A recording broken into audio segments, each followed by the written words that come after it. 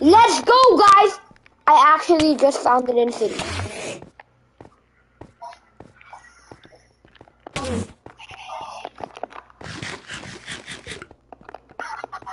God save our gracious King. Lord, Lord, Lord.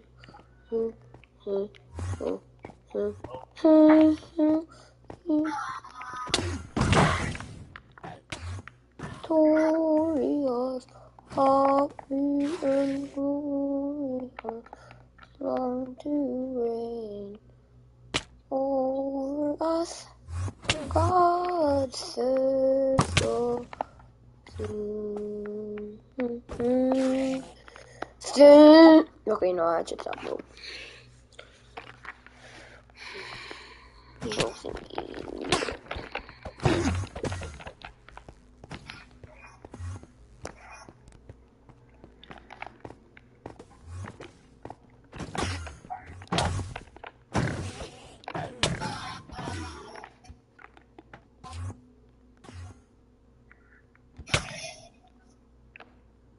Yodel, yee-hoo, yee-hoo.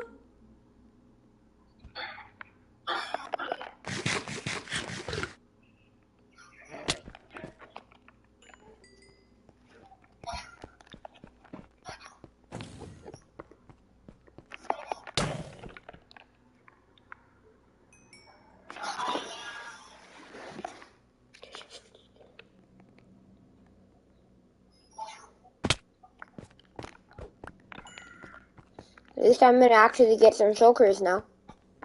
And then in my own elytra, where I don't need to share with anybody else. Oh my god, there's only one elytra, bro. What do you think? Why do you think? And my cousin stole it from me, so, like, how am I supposed to trust everybody now? Well, I'm not trading my elytra with anybody. Well, then why should I? I'm not saying did I ask? What did I ask? Did I ask? Did I ask? Did I ask? What did I ask?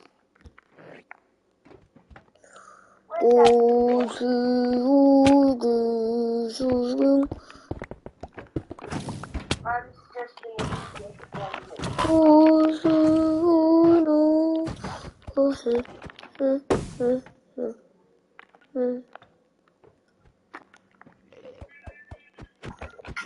Oh, Jesus!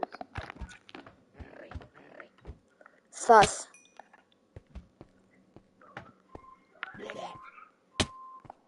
Oh, well, hello.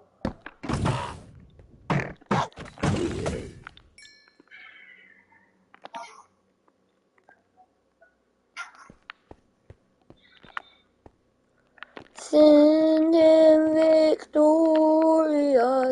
happy and glorious, long to reign over us. God save the King.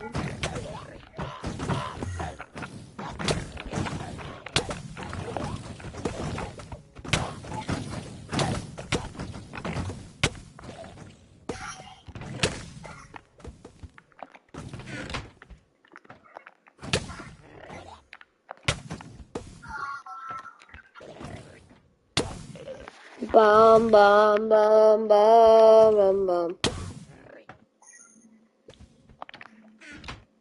Mm-hmm.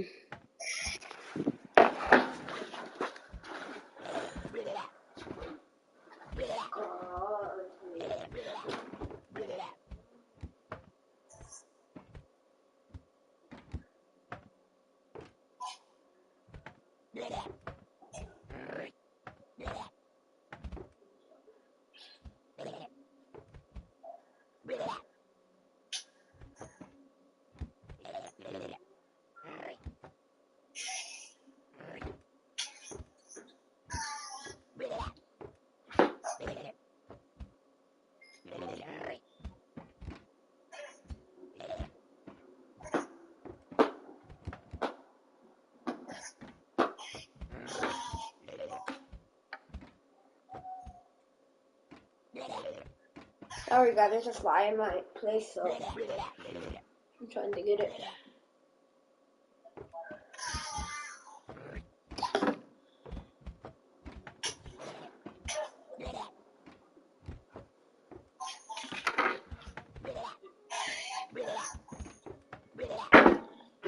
Like exactly at this moment, no fly to be seen, so we'll be playing some Moon Boost.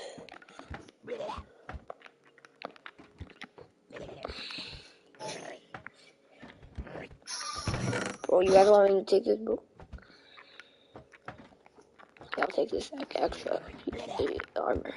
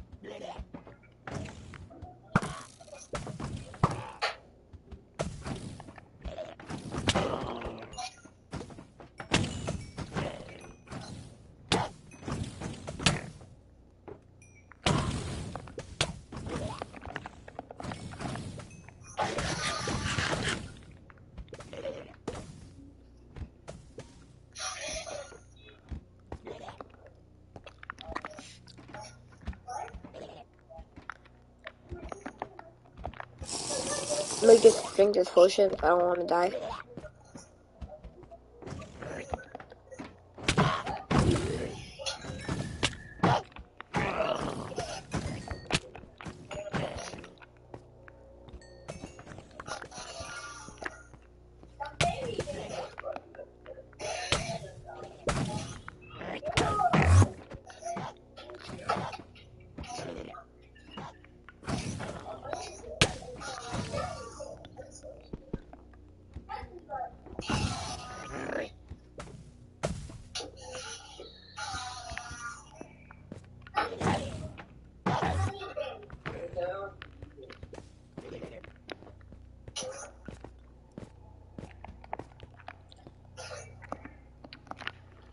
Okay, let me just bridge this end thing right here. Oh yeah, I didn't really think about that. Take the shovel because I don't have one. Definitely takes the diamonds for sure. No, I'm passing them the rope.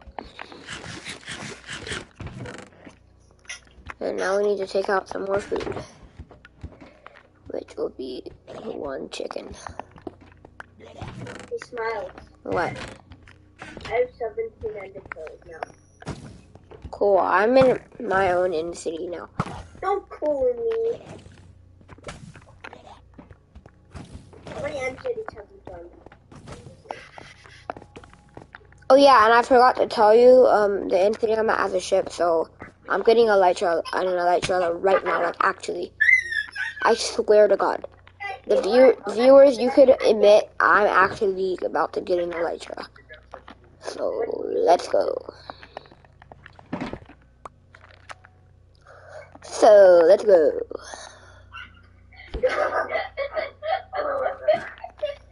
I actually hit the ladder, bro. I need to hit the peaceful real quick. Oh my God, bro, I have like so much stuff, bro.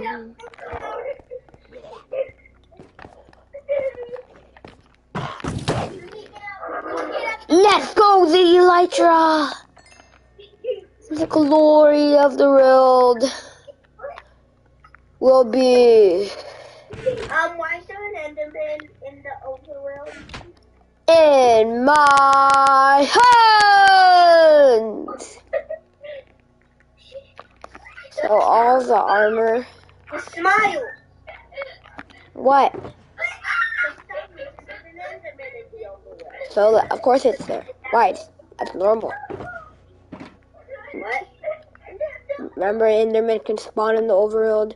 I know, but it spawned exactly where I spawned. Oh. So yeah, you're pretty sussy.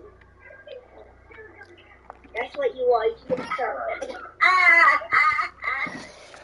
3, 2, 1. I have the Elytra. Let's go. Alright, nobody cares.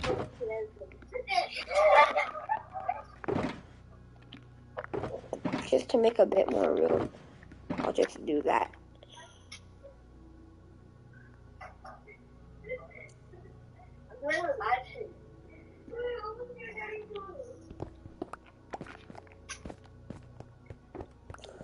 There's a brewing stand, but it's absolutely useless.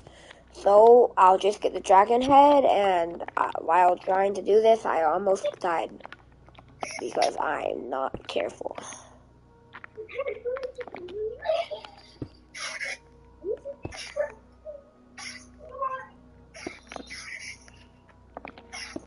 I'm gonna make sure this thing doesn't fall off.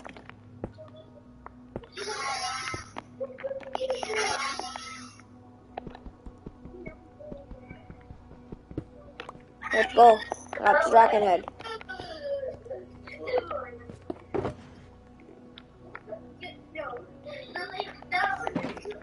I'm also gonna grab these in the rods because they look pretty nice.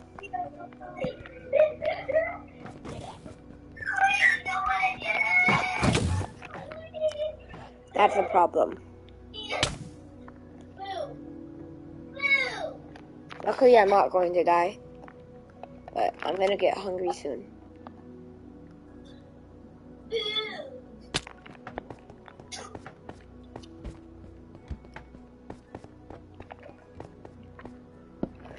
I'm also going to take this item frame because it's actually very hard to get.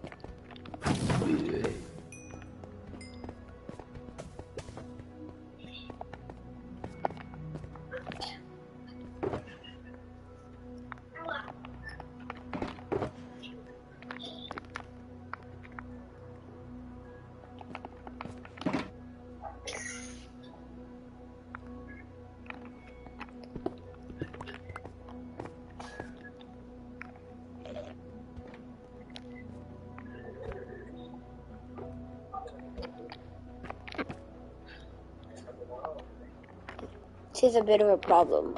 Luckily, I have this nether map. How do you travel around the place without killing yourself? You use ender pearls.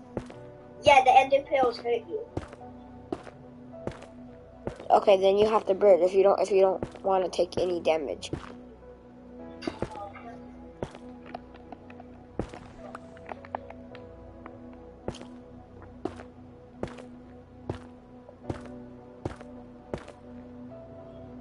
But right now, I'm gonna keep bridging.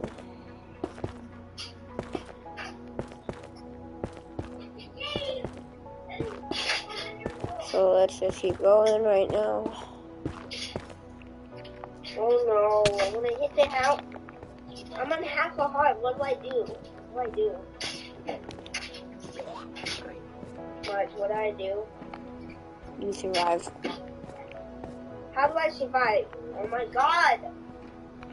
Can't you just literally at least try?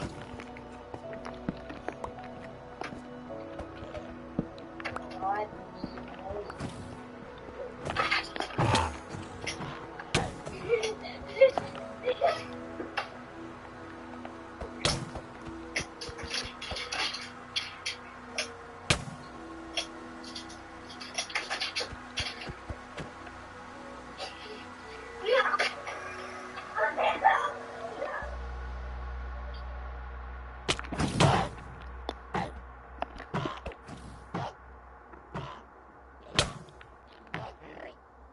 Stay away. I can't afford to die.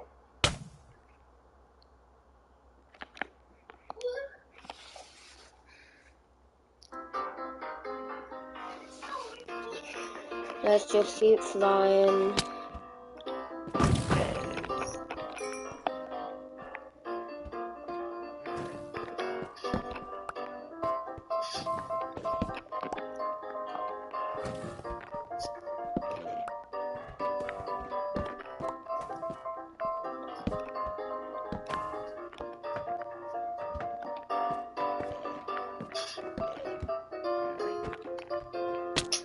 Whoa, whoa! Smiles? What happened? How can an Enderman do that? Do what? I was at the top of the stairs, and then an Enderman got You're in an end city? No, no, no. I was at the stairs to the second part of the end, and then an Enderman got mad at me, and then he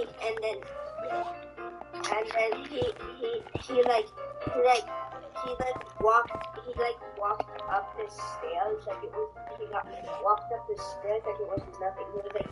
He went at like 50 miles per hour.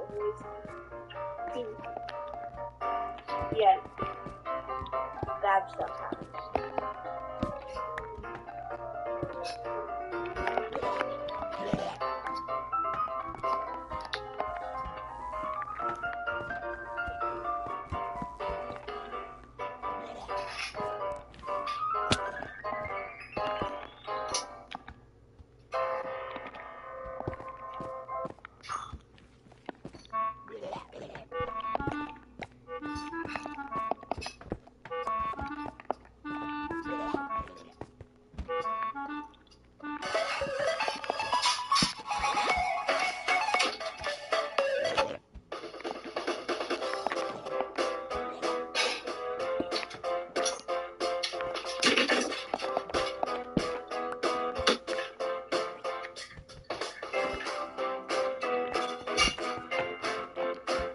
Oh my god, time for a second nap.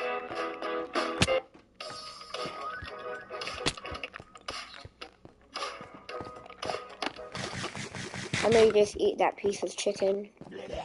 Gaming illegal! And it's time to Put collect aside what you're more doing right now. rocks. Mute your notifications for the next hour, because we have What something is better doing for though? you. How many Let's get it on. These women are from a group I'm called at my Las Patronas. They first hand out one. food and water to migrants traveling aboard this freight train, which has been nicknamed the Train of Death.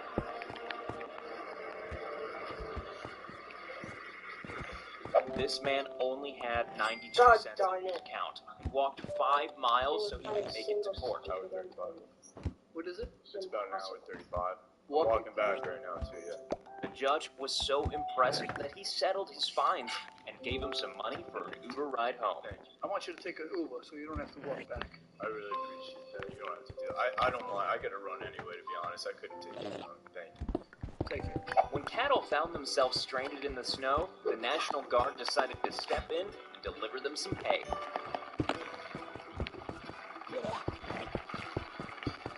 In this social experiment, a man and his son gave everyone a lump in their throats by helping this frightened man down an escalator.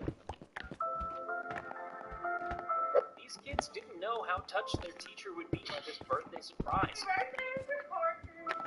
Never had a birthday cake before. I've never had a birthday cake. Oh, really? After a woman left her purse in a shopping cart at a grocery store, this 17-year-old guy drove all the way to her house to return it. The women also had a surprise for him. And this random act of kindness resulted in a $3,000 reward. If you want to see a brother who truly loves his sister, then look no further than this little guy. My stream is still going.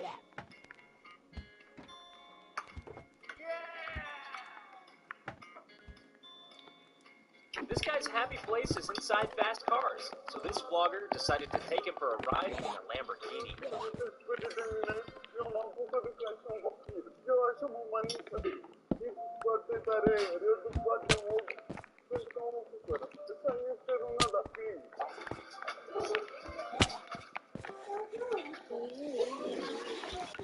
I have so many ender rods. can even feel lonely in a crowd. And Cosby's probably gonna be mad that we didn't include him in this episode. When this father put his 1-year-old And I don't want to be just a involved in second that. while he helped some handyman. No, I don't want to be involved in it. No, I don't want to be involved. No, I don't want to. No, I don't want to be involved. It's most likely you're gonna be the one Car owners involved because you're the sometimes they want other people to enjoy what they you're the have as well. you're the These guys brought the coffee number one helper to the schools one last goal. You basically created this channel.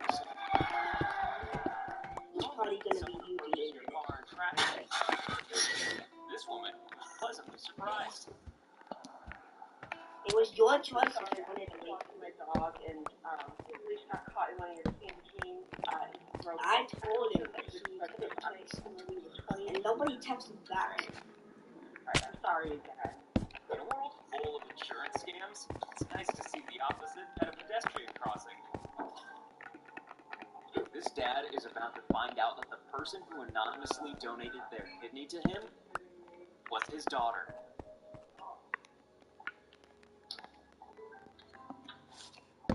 When this tourist tried to pay for his fruit, it was pointed out that guests simply don't have to do that in Pakistan. I think he's been here before. There's a whole group.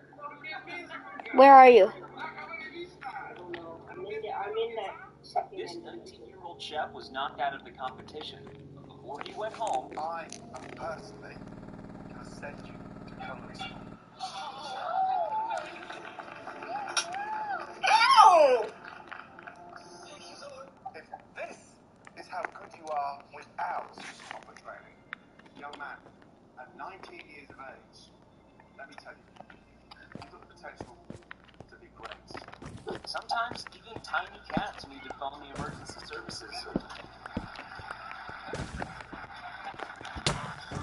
Where am I No going? greater love than a grandfather making a snowball. Someone sit down and do a 5-hour flight. Your worst nightmare is that they're wearing Axe body spray. Don't tip.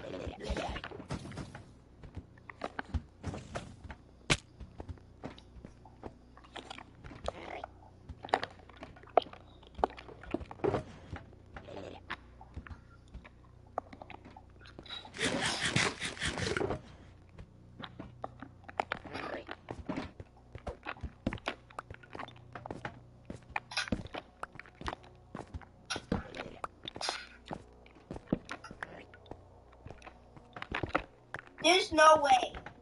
What? No way for what? You know what? I'm not going to the end anymore. I need to find a way to repair my armor. It is completely dead. I have to find a way to repair it. And I have to find a way to get as many end rods as there literally. Why do you need bed bugs? I said end rods, you crazy? Why do you need bed bugs? End rods. Bed bugs. End rods. Bed bugs. I said they're end rods. Well, I said the bed bugs. I don't care. I'm talking about what Minecraft says. Bed bugs are better. No, they're not. There's no such thing of red rods. 9, 10, 11.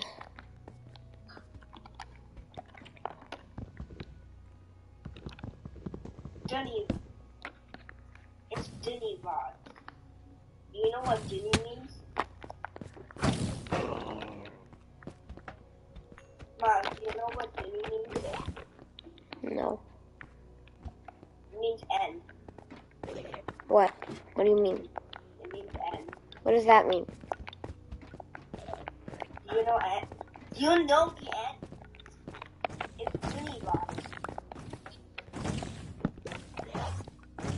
Look at it. Put it in your notes. Look at it for however it takes to figure it out. Figure it out. I don't get it. See it is right now. Oh, this. Look at it. Oh my god. This bug doesn't even touch anything. Oh, the end. The Jenny. They thing is N, but it's backwards.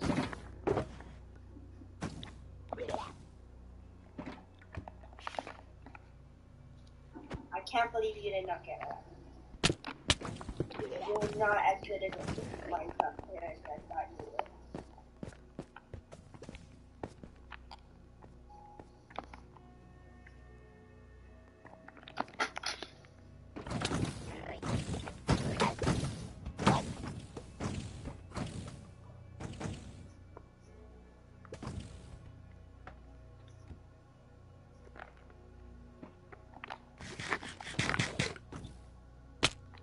No!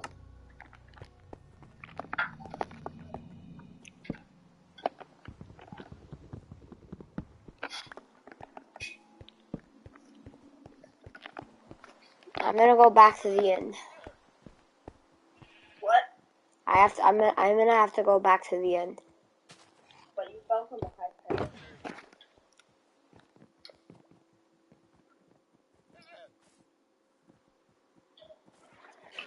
Can I go with you? Why do you even need to ask? What? Of course. Why do I need to ask? It's because you're gonna go in the end without me.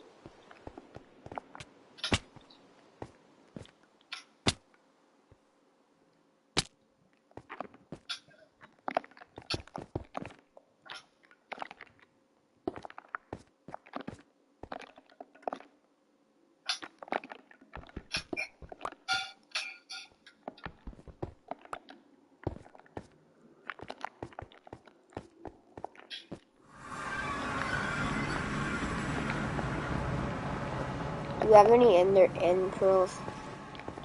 Ender pearls? I have 6. Could I please have one? Thanks.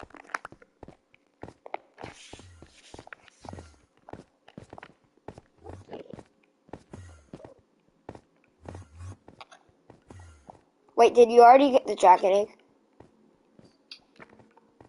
Maybe. Like, actually. Maybe. Seriously? You know what maybe means, but Why can't you just save? Yes or no? I don't wanna. Okay. Just say it! Say it! The opposite of no. Say it! Yes. My God. Why can't you just literally say yes the first time or no? Why did it not work? I need another one, please. I need another one, please. I only have 2 left. So Okay, if something thanks. goes wrong, then yeah, I only have 1 now, so no. I don't know what to do.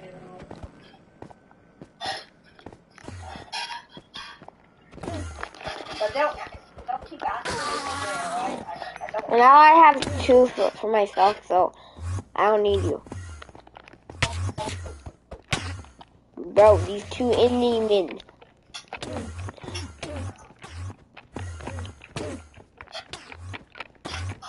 It's ending it. End men. Not the end men.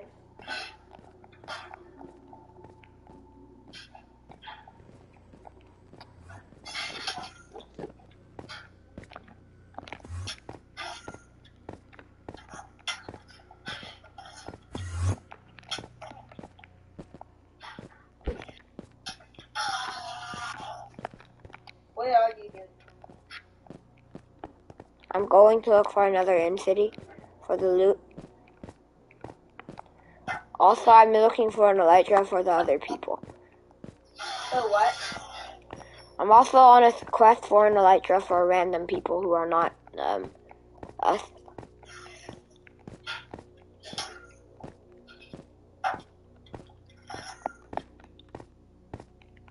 There's no point in doing an intro here because it's actually connected. Well, I thought it was connected, but no, of course it's not. But I can make that jump, right? Can I make this jump? Let me find out. My God, this game is That was so easy. That jump was so easy. It was like 2 blocks. Of course it's easy, I'm not Mason. even trying to do anything anymore. This is kind of boring because for some reason you have to go like so far out to find one in city.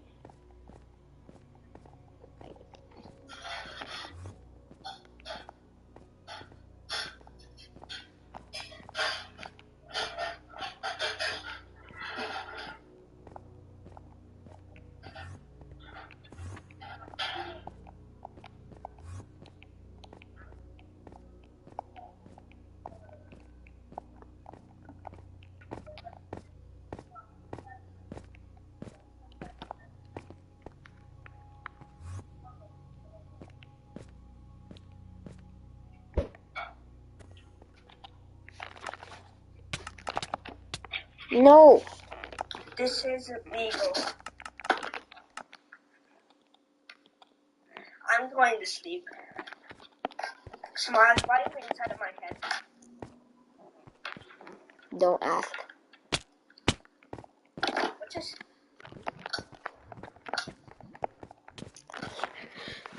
I'm jumping again. I'm going AFK.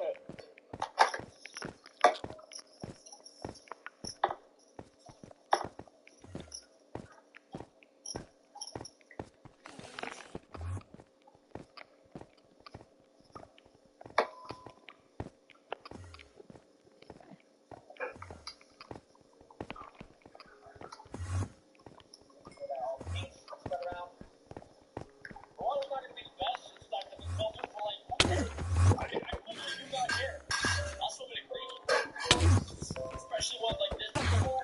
This is insane. I just hope that it doesn't rain all day. Okay, the water's automatically going up. You also brought out this thing where you have on it is disabled for the boys to hang out. That was so wholesome. Oh, I love that. And I moved now. I was serious.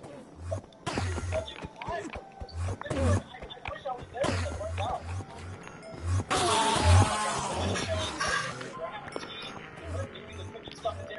They're obviously cooking stuff like meat, like peppers, broccoli. Cheers, cheers, boys. Cheers to you. Great time. I can't believe that you're out there just doing this. People are incredible, man. People are so cool. I'm starting to get a little bit hungry. Okay guys, I'm just gonna literally I'm never gonna stop killing these Endermen. I swear, I've seen them like lay down maybe once. I guess I will stop because now there's no more that exist. They took one nap. Oh, they got rice too. That's what they were cooking. Oh, that's way better than any soup that I thought was in there. They also have not. Fuzzy Toaster. Huh? When I get back, you want me to like build a little museum underground, and then maybe we like store our really good stuff in there. Yeah, just make sure nobody takes the Ender Dragon egg. If the Ender Dragon egg is stolen, then everybody who then people who know they actually haven't stolen it will go and then I guess we'll have to declare war. That's like the only way that will probably work. You want me to just do it now? Huh? I'll just come right now. Okay. How long is Because it? if somebody lays their hands on that dragon egg, it can teleport anywhere. And we're on a floating chunk. That's it. The rest is void. So The only place we could do it is like in the Nether, like the real Nether.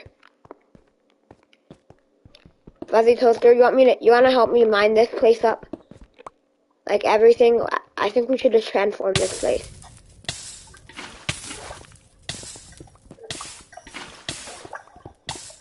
Oh god.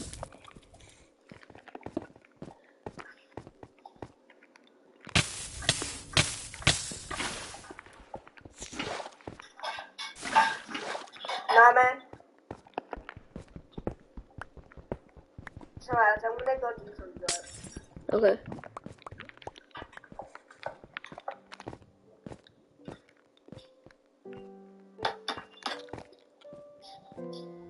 This end portal was so close to actually being cut off, because if it did, and we weren't, because then the only way to beat the game would be to create it.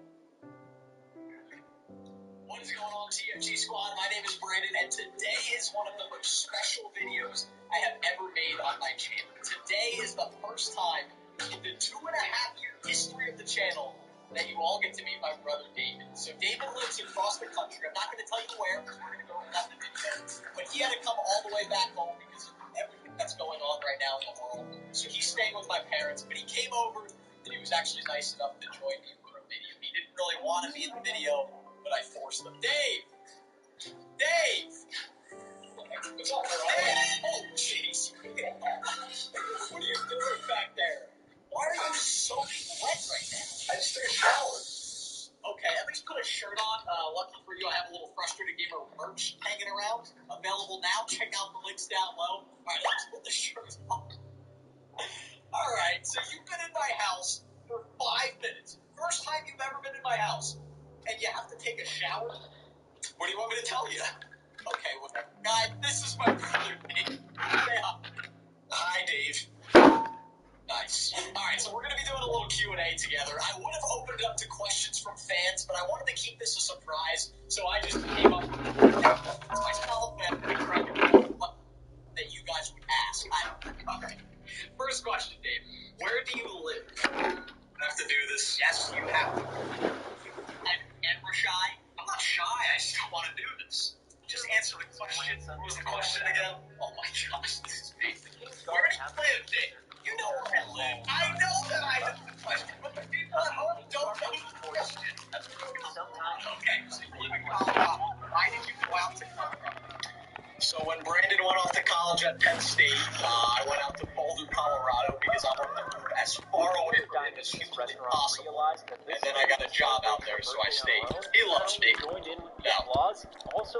He loves me. Alright, the next question, I definitely wrote this one. Who is the oldest brother out of the two of us? I am. No, that's just not true. Okay, I am 8 minutes older than David. You can ask our mom that question. No? Yes, it is. Alright, whatever. Next question, who is the taller brother out of the two? Also me.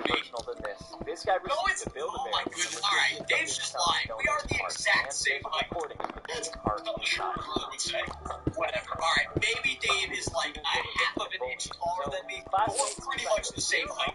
Please don't look that close. Alright, next question. I might regret this one. Who is the smarter one out of the two of us? So it's clearly me. Alright, well, Dave may have gone to a very good school, but so did I. I went to Penn State University, which is a good school. Yes, Dave may be an engineer and that. There's so many silverfish. But I did pretty well for myself. I graduated with a degree in accounting, and I think I'm doing pretty well for myself right now. The question was, who is the smarter one? Alright, he's smarter than me. Yes, I am. Alright, the next one. Fans definitely told me to write. This had nothing to do with me. Who's the most athletic one out of the two of us? Me. Okay, that's ball-based flop. I was the best tennis player on my entire high school team. Download the Domino's app today. Baseball, football, I was just about it. And you barely played any sports other than the ones that mom and dad. I mean, it's just I am the more athletic one. I don't care what he says. I am the more athletic one by far. Where did the two of us first meet? What kind of question is that? Okay, every time I do one of these Q&As, someone is bound to ask a weird, awkward question, so I figured I would just kind of throw one of those in there, and that was it. The answer is the first time we met was before we were born, I guess. breasts in our mom's belly. Musical talent. Oh, come on. Yeah, I'm gonna give this one to Dave. So I did play trumpet until 8th grade in middle school, mostly just because my parents made me play it. But I was really bad at trumpet. I mean, you were the worst one in the band. Like, Mom used to swear she could hear you playing during our concerts, and you weren't playing. That's 100% true. I would sit there on concerts and not play. I would just hold the trumpet up to my mouth. I would even like press some of the buttons on the top to make it really look like I was playing, but I didn't play a single note. I was so bad at the trumpet, I was afraid if I actually tried to play, I would make the band worse. But yeah, Mom would always say that she heard me playing. It was a lie because I wasn't playing. It was a They are fact. extra careful But yeah, because the aircraft is flying at a he's high actually really good. altitude, which causes periodic turbulence. Everything is running smoothly until suddenly the pilots hear a crack and see that the windshield has been slightly damaged. Alright, this one's actually kind of funny. Who is better at video games? I think you guys will like this answer. I mean, I am, right? The crash Yeah. gets No, Dave's actually really good at video games, but I've actually gotten a lot better, you have to admit. Barely. How would you even know? You haven't been setting on off 3 the years. You have no idea. Co-pilot Kai is Alright, launched but out through Dave is actually better than me at video games. I always say he The should scene start his own roughly cuts to a few hours never earlier. wants to. Lee's in the shower, holding his Why breath won't for you as start long your as he can. He does this every Call it the day. frustrated It takes more than 5 minutes. Honestly, I see the hard Does work this exercise dedication. have a purpose, or is it just a sexy game he plays? Today is Liu's daughter's birthday, hence he promises to return home for the party. At the end of the day, after he sets off for work, we can see the cabin crew driving to the airport. Everyone arrives in a good mood and starts pre-flight preparations. Liu is flying alongside a fairly new pilot, Kai. We are also introduced to the third pilot, Wang. They all check their vitals before meeting the rest of the crew and discussing the weather conditions and the duration of the flight. Outside, the passengers wait while the airport staff does a last-minute mechanical check. The flight attendants inspect the emergency lights, oxygen masks, number of meals, and such, before reporting to the head stewardess, B. Non. In about 15 minutes, everything is prepared, and the passengers are let onto the craft. One of the flight attendants is bullied by a rude passenger when she asks him to turn his phone off. He is an internet celebrity who thinks he's entitled to do anything because he is above other passengers on board. I hope that guy dies later. B. Non helps the poor flight attendant and deals with the passenger professionally. At last, the plane takes off smoothly, making everyone believe it will be a decent flight. But little do they know what is about to come next. In the first half of the flight, the plane experiences heavy turbulence. The air traffic control has already predicted this. Hence, Liu simply calls them and asks for permission to fly at a higher altitude where the clouds won't bother them. The passengers, on the other hand, are calmed by the flight attendants who do their job efficiently. In some time, the turbulence ends and everyone is relieved. As Liu talks to Kai about his personal life, we find out that he used to be in the army before joining the commercial airlines. Their conversation halts when they hear a noise and see the windshield is cracked slightly. They know it is not a good sign, but remain calm and contact air traffic control immediately. The operator is about to suggest they go lower, but before they communicate, the windshield breaks completely, launching. Did you hit me out of the world? He holds him back and tries to keep him inside the plane. Stop laughing like that. Struggle against the wind and pressure building in the cockpit. I will get you. The right engine bursts and stops working, unable to take the load of the airplane. Now, the lives of 119 passengers and 9 crew in the hands of Liu. Since the doors to the cockpit are closed, the passengers and the cabin crew outside do not feel the effect of the pressure change. They experience heavy turbulence, but do not think much of it since it has happened before. Everyone is asked to be seated with their seatbelts on, while Wang and B. Non try to get a hold of the pilots inside the story of tracking out the Okay, guys, so I'm gonna keep destroying everything here.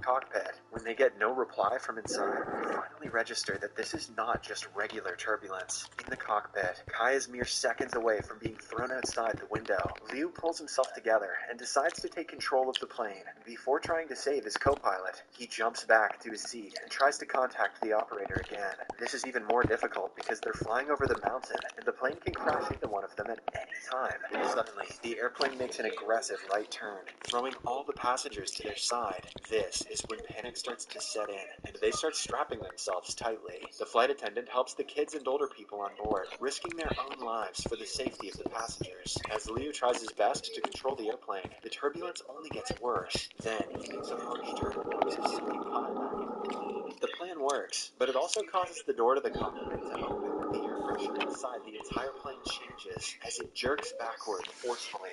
A flight attendant is thrown to the ceiling while she is trying to help a passenger. Similarly, everyone else on board is also jerked forward. The oxygen masks drop, and the remaining hostesses help the passengers wear them. When the airplane stabilizes a bit, Wang moves forward, trying to get inside the cockpit to help the others. Even the rude passenger from earlier tries to push him forward when it comes to his life. Both Liu and Kai are about to pass out when Wang finally enters the cockpit.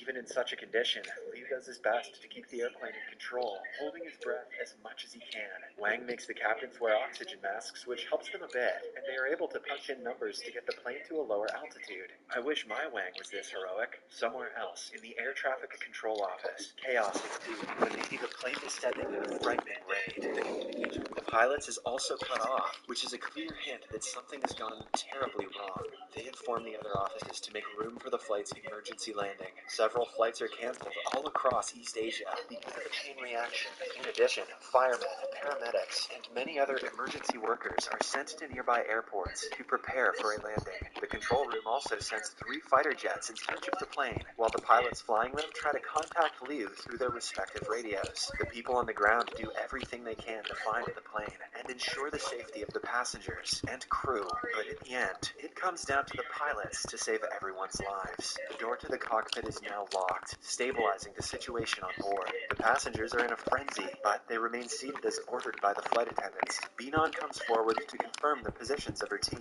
asking them to press the call button on the ceiling when their names are called. Everyone responds to their name, one after another, except for the last flight attendant, who had been slammed into the ceiling earlier. The others try to wake her up repeatedly and are about to give up when she suddenly raises her hand, affirming that she is still alive. Her team sighs with relief and watches her pull herself together into a seat. They are proud of her for holding herself up, but the situation requires them to focus on the matter at hand at the moment. Binan then announces that they have lost cabin pressure and requests everyone to stay seated with their seatbelts and oxygen masks on. Meanwhile, Wang removes his mask to yell into the microphone against the air, hitting him through the broken windshield.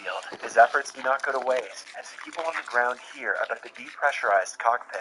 The operator reveals that the plane needs to descend below 3,000 meters to gain enough oxygen, but the mountains below them have an average height of 4,500 meters. This means they have to cross the entire plateau without crashing into any mountains in order to survive. With only one engine working and a depressurized cockpit, it is almost impossible to achieve such a goal. In the next hour, the news about the airplane makes it to the internet. Friends and family of people on board start panicking, trying to find as much information as they can. The plane should have landed by now, so the people coming to pick up their family members start blaming the airport employees for keeping them in the dark. In the meantime, trouble adds up when a thick cloud formation blocks the airplane from going forward. Flying above the clouds is not an option, but flying directly into the storm would be inviting death itself. This is when the passengers lose their cool and start revolting. A drunk man gets up from his seat, yelling at a crying child to stop. When the flight attendants ask him to calm down, he pushes her aside, demanding to know what is going on. He also rams a food trolley into another flight attendant, hurting her gravely. Binan comes to the scene, urging him to trust their captain,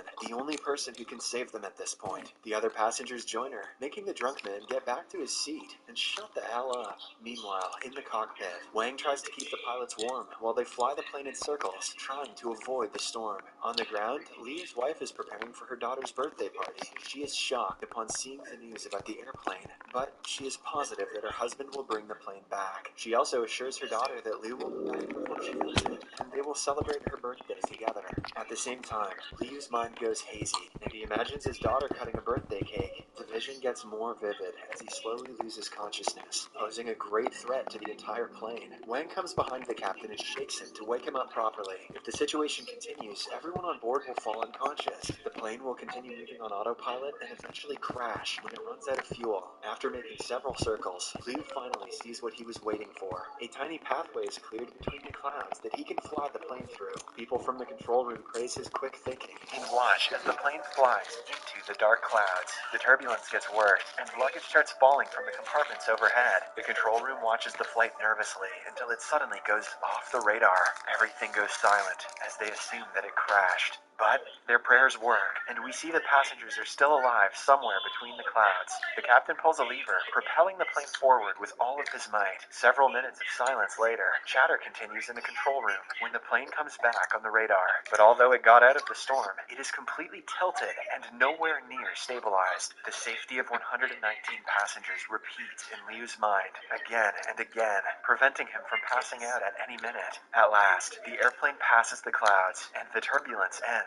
After seeing death up close, the passengers start confessing their darkest secrets to each other. A husband tells his wife that he lied to her about his job, but she forgives him instantly. He also tells her he's a furry, and she's confused. Many other people make last videos for their loved ones, hoping to say goodbye to them. In the following scene, the plane finally reaches the altitude where there is enough oxygen, and the pilots take off their masks for a better view.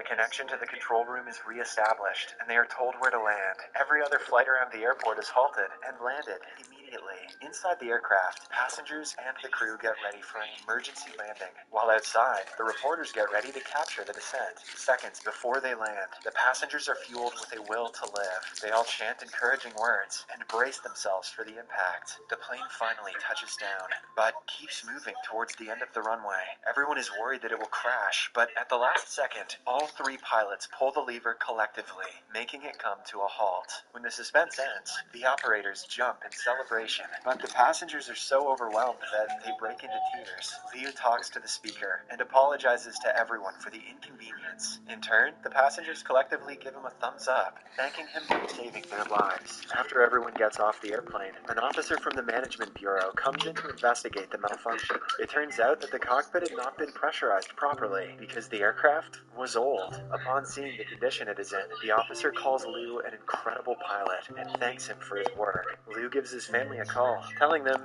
he will be home soon. He is interrupted though because of a noise outside, which turns out to be the passengers shouting to thank him. Captain Liu and a few other cabin crew members bow to the passengers to express their gratitude. The movie ends as the passengers from Sichuan Airlines meet their family and friends, thankful for the miracle that just happened to them. Finally, we are shown pictures of the actual cabin crew who experienced this incident in May of 2018. Pictures of the real Sichuan Airlines Flight 8633 after the incident are also shown. Subscribe for more videos like this, turn on notifications, and leave a like to help the channel out. Thank you for watching.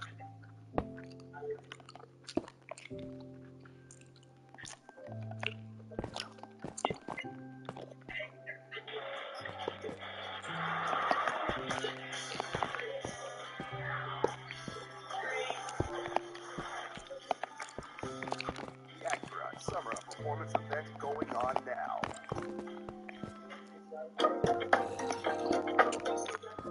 Ever wanted to take part in a race? Well, how about one on a passenger plane? The story I'd like to tell you now is not exactly a race, though, but it's as close as it gets, given the circumstances. On December 31st, 1988, you hear the Christmas chimes yet? A passenger airline heading from Kaliningrad, Russia, to Odessa, Ukraine, made for a landing in the destination airport. As you might know, New Year in Russia is a big deal, a bigger celebration than Christmas, in fact. This might have been the reason for what happened on that day with the Tu-134 flight, because we're all human, you know. The weather forecast for the day was not one that would make you overjoyed. It was overcast and stormy, with strong winds, low visibility, and low-hanging clouds. The cabin crew knew all this. They were warned of the conditions in advance. All systems were working fine. The airplane was cruising to its place of destination, and not even the storm could spoil the mood of the 76 passengers plus the crew on board. The problems began when air traffic control in Odessa gave permission to descend. The pilot started preparing the plane, but here's where it all went haywire right away. The speed at which the aircraft descended was way too high, about 372 miles per hour.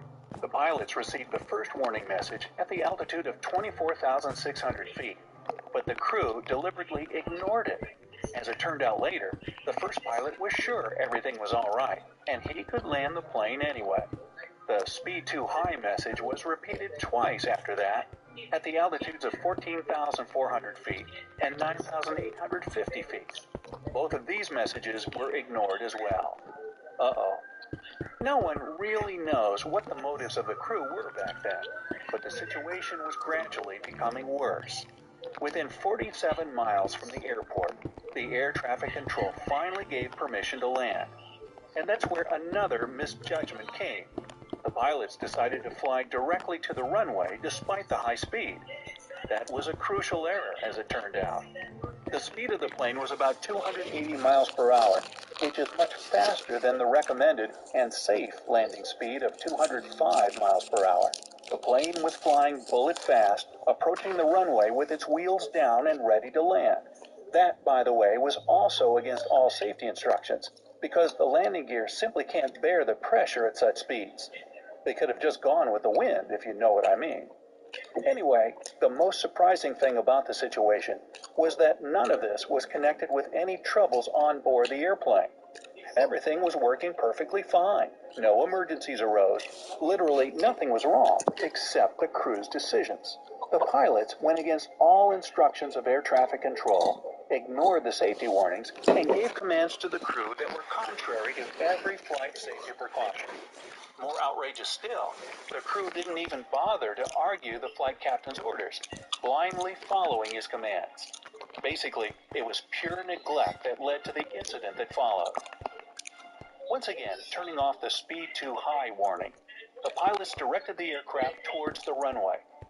At a speed of 258 miles per hour, the plane almost crashed on the landing strip and went further and further ahead without stopping. Its engines were working in full reverse, which wasn't really effective at such a level of speed, but in the end, it helped to stop the aircraft before the worst happened. The plane stormed on through the runway and onto the end safety area, only to come to a halt just 5 feet before touching the naked ground. As a result, no one was hurt on board, but it was pure luck. The landing was not smooth in the least, and the passengers were frightened, but fortunately, everything turned out well. In fact, there was another consequence. The plane set the record of landing speed that has never since been broken by any passenger aircraft. Well, a dubious achievement at best, but achievement nonetheless. What do you think? Let me know down in the comments. The pilots and the crew received an official reprimand for what they'd done, of course. There wasn't a single reason for acting like that, and decisions taken on board were wrong on more than one account.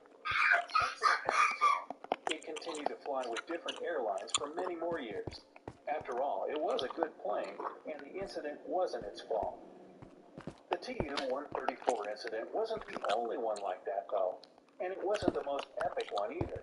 For example, there was a Boeing 737 that overran the end of the runway and ended up on a busy street. This happened on March 5th, 2000. Flight 1455 from Las Vegas, Nevada to Burbank, California was 2 hours behind its schedule because of the weather conditions. Sounds familiar, doesn't it? Well, at least this one didn't fly into the storm, but was simply delayed and departed later when the skies cleared. The flight itself went without any trouble, but as the plane approached the Burbank airport, air traffic control instructed the pilots to keep the speed at 267 miles per hour or higher until further notice. Mind the turn of the phrase here. It became the crucial point in the whole affair. The flight captain acknowledged the instructions and did exactly as he was told. Well, who can blame him for that, right? Just following orders. But what happened next went so long that he couldn't even explain his actions later. When the flight was cleared for descent to 3,000 feet and for further landing, it was still cruising at the same speed it had been told to maintain. Just to make it clear, when air traffic control gives permission to descend and land, it automatically cancels any and all instructions regarding speed given earlier. And it makes sense. As we've learned from the previous story, if a plane exceeds the landing speed limit, it could end very, very badly.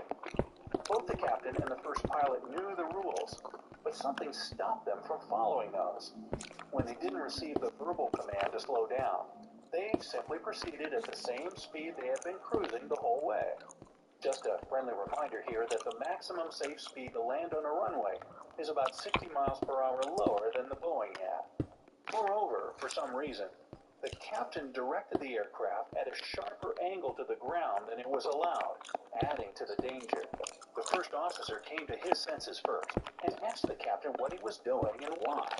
The only reply he received was, What? "That's all right." In the I know. Why do you meantime, think I can't see? all around the pilots, Yeah. but they both just ignored them. Oh, God. If the flight landing conditions What? aren't met, the He flight accidentally blew up a maneuver. paper If something's in wrong and the plane can't engine. land safely, the pilots have to fly up again and go for another circle around the airport. In case of flight 1455, He accidentally blew up a creek in Enzo's face. speed. Well, you might have guessed already that the captain did Miles, what are we gonna do? around maneuver. We're still building the museum, Even remember? explain why. And I know, but first officer Enzo's face is said that he blown up by they weren't creepers. about to land Why are you safely, saying Intel? but believed the captain was taking steps away in landing. The aircraft touched the runway at a speed greatly exceeding the 650 feet beyond the landing limiting. Fuzzy Toaster, could I please have a dragon egg? I'm gonna put in the museum right now. Pilots either. They turned on the reversers and applied manual. Where's the museum? But even that wasn't enough to stop the In the pilot stronghold, of course. You literally saw it. Eventually, the airplane crashed into the metal fence and an airport perimeter wall, tearing through both. Where did you go? It came to a halt right in the middle of Come on! Way, a busy four-lane city street. How did you get all the way down there without dying? The front wheels were torn off, but the inside wasn't damaged much.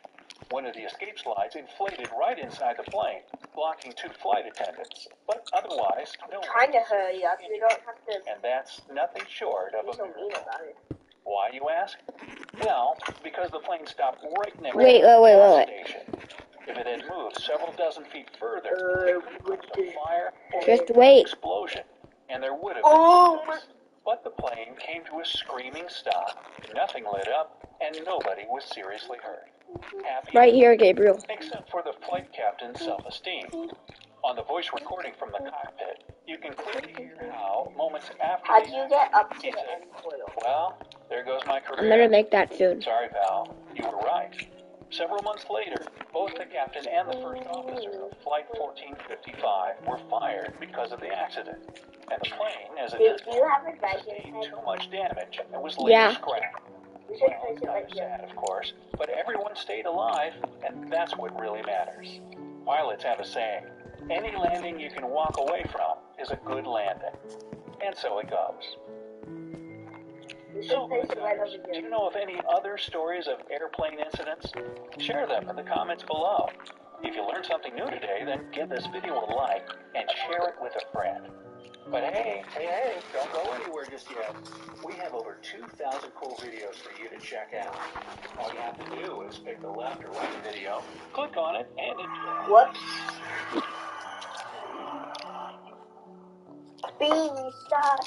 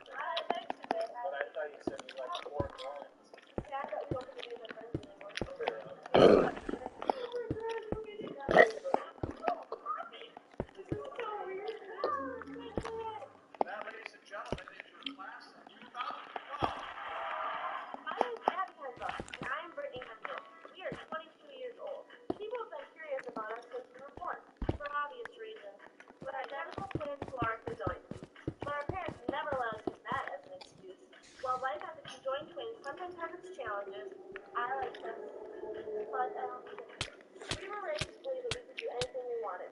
So we do.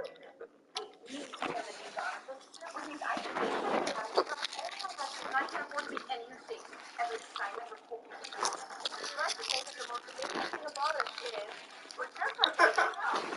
We are normal, but I'm definitely more normal than Brett. Whatever.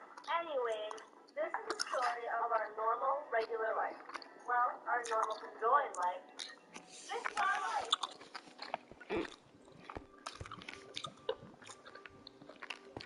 So this is the last. Fuzzy Toaster. If you have anything you want to put in the museum, then you should put it in there right now.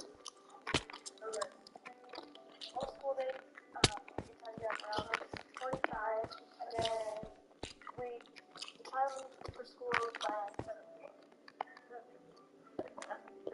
7:45. 7:45. We are not morning people, like we don't talk to each other or anybody either. We gotta do it, that's it. Yep.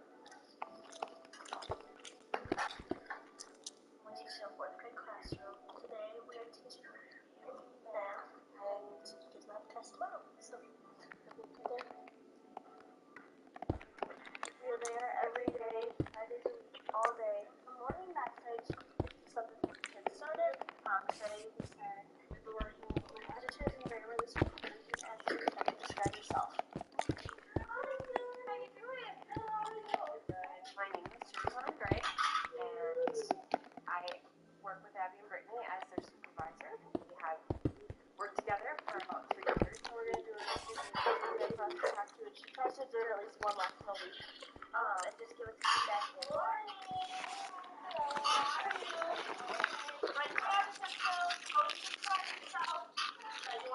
The question about them having separate majors or one major is a really common question. Initially, they were thinking about having an education major with different campuses, and I think physically it was really impossible for them to take quite as many classes as the average college student and then try to get homework done.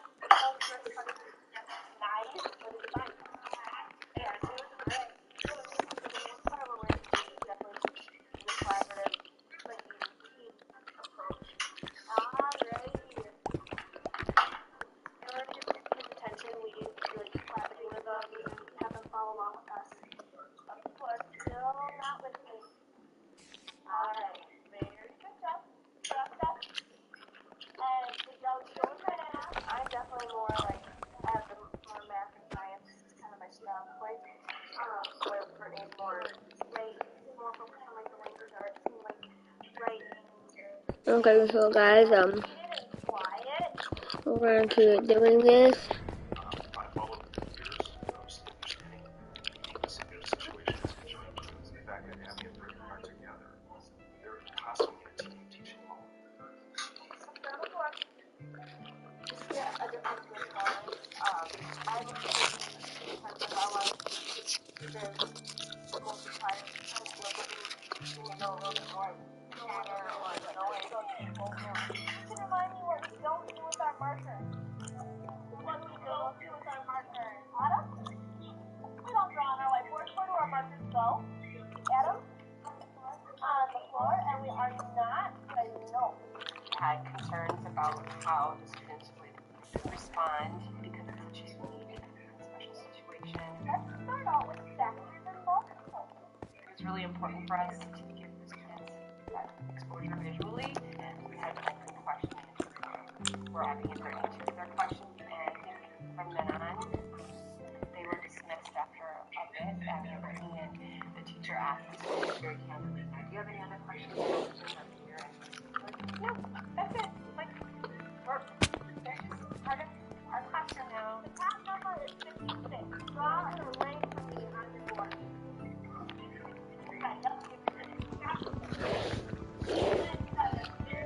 Once you arrive to the place where you recognize them as very qualified and dynamic teachers, then you can focus on our mission. And that process for kids, I think, happens like that. Excellent. So we decided that we would give the students a briefing today about having teachers in the classroom.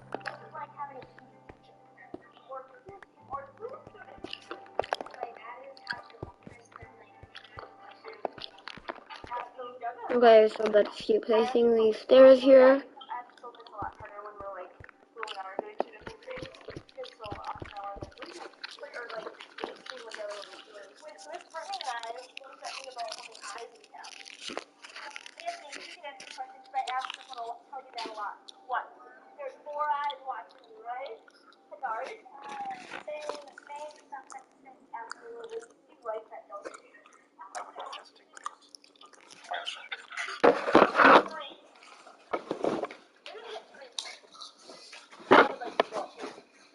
Some of the uniqueness will be in terms of contracts.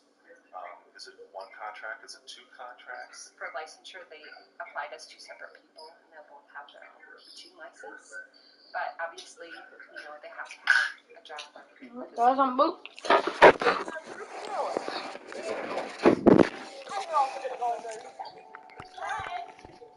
There's no question in my mind that they really change the world for the better and influence lives in ways that those like myself, as one person, never would be able to do. We are winding down teaching, so we only have 13 days left, which is so sad. But we're excited to graduate. We're getting a lot of fun. It'll be a good week. So bittersweet, but we're excited. Josiah is one of best friends from Bethel. It's sad that you don't get to be their friends anymore. You don't know that for sure. How are we feeling about graduation, guys? I'm kind of nervous for me. I'm kind of rushed. Let's back up. Okay. Britt, Abby, hello!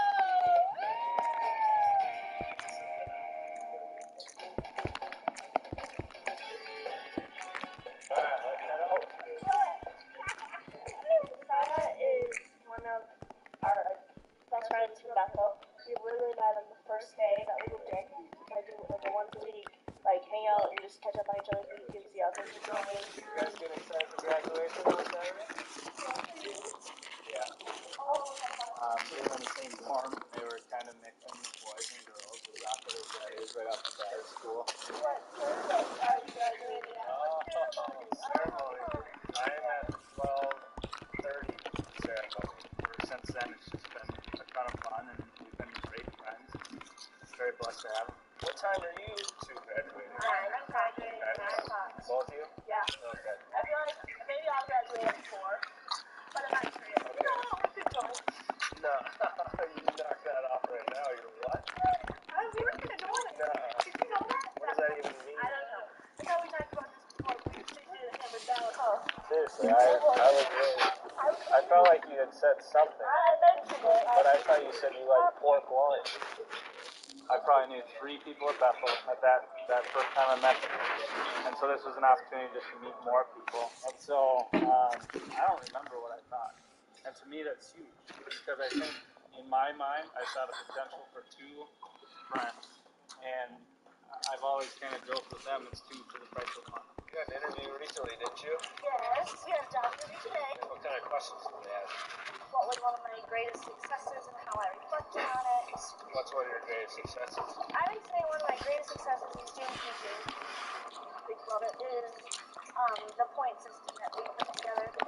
We gave the kids points for good behavior. Both of them are very much sisters to me, and I'm very, very protective of them. They don't really allow for their friends to be too protective, and so that's the unique bond that I have with both of them, is they kind of allow me to do that. So, are you excited? Our last one goes before graduation. Before we graduate? He is super supportive and just encouraging us. We get the usual. We get the usual.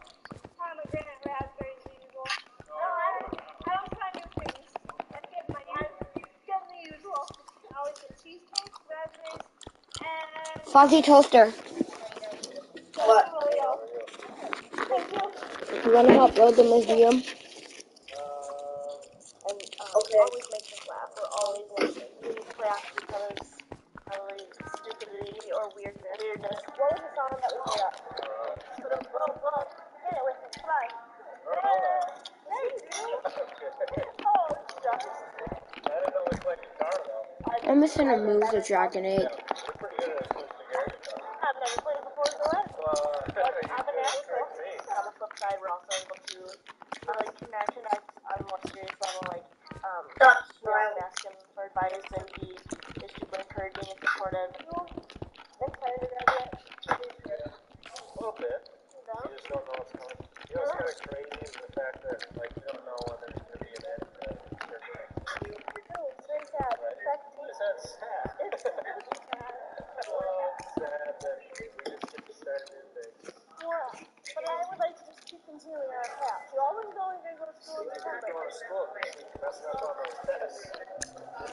Come on, Fuzzy You know Toaster. how I don't like change? It's sad that we don't get to be with our friends anymore. Fuzzy Toaster, you said you're gonna help. You don't know that for sure. Yeah, but I don't know what to do. I know, I'm excited. You gotta get you gotta make you could build this stuff up there. The way that they interact with each other is totally different than I would with my own siblings. Okay, then you gotta go up and then you gotta go mine stuff. No one in this world could have with anyone else besides those two with each other. With me, there's no one else in the world that has that stuff. Yeah, you could go mine stone. And then you could cook it and then you have regular stone. And then you could make it into stone bricks. Hey, look at that. I just learned my 5th chord with the guitar. Who cares about that? What's that green thingy that pops up once you make that guitar noise? Oh, you mean when I played a chord perfectly? Stop playing games with my heart! What was that green thing? It's the green check mark that tells me that I played the chord right. See, unlike video tutorials, simply guitar. Yeah, I'm gonna stop you right there. I do not care. Tell me more about that. I'll be back. So let me get this straight. Out of all the things Simply Guitar has to offer, the thing you're most impressed with is the green check mark. What else is there to be impressed with? What is the huge library of songs you can stay with? How Simply Guitar makes music fun and easy? Yes, those are very impressive things. Yeah, well, I don't care about that. Now, I have my own profile, because Daddy's gonna need to collect some check marks of his own. Okay, but just for the record, you know you're weird, right? Oh, yeah, I can see you. Green check mark, ADR.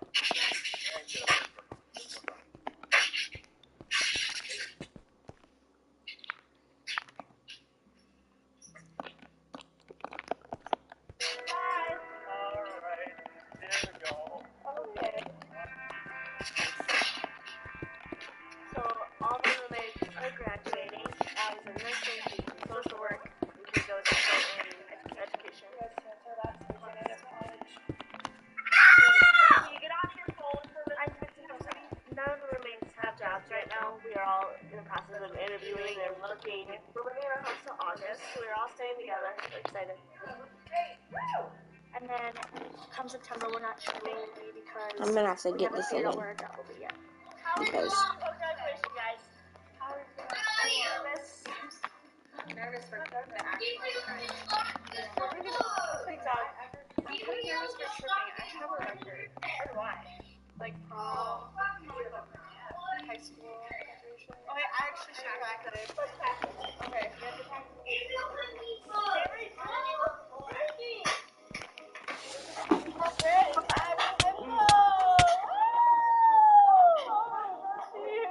Wait, please drop it. Drop it.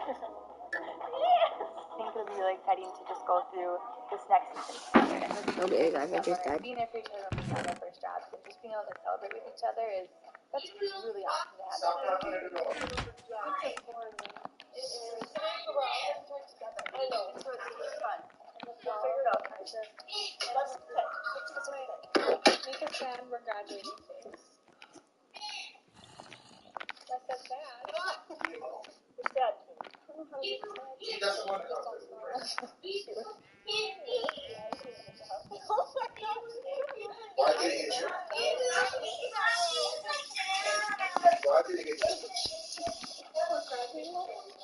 Graduation.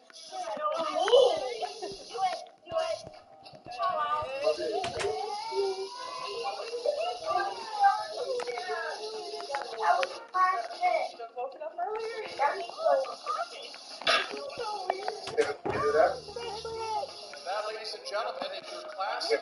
I did it. I did it, right? And then he started singing, and he ran up to me, and he like almost knocked out his fist. I thought I was about to die. Don't stay with him, okay? No, I was wearing earrings. What are you gonna put on? What do you think, Sarah? Pearls or diamonds? Graduation date, I was 10. Our ceremony was at 9. So Oscar, Joe, and Katie, all got ready early to be there at 8. Or the white shoes. What do you think about that? For one of these gold, gold.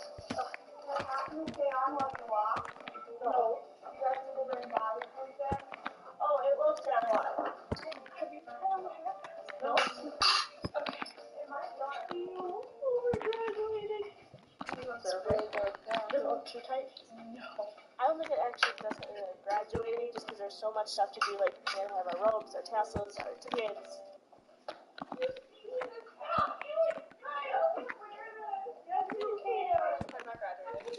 I don't have any tassels in the bag. Go down there. I've never seen a tassel. I swear they have to have extra tassels. You didn't even have our tickets or our tassels. Let's just go with they have extra. If they don't, then I don't need one. You do. Oh, I do. That's part of graduating. Oh. Okay, we gotta move it. Should I woke it up earlier? Woke it up.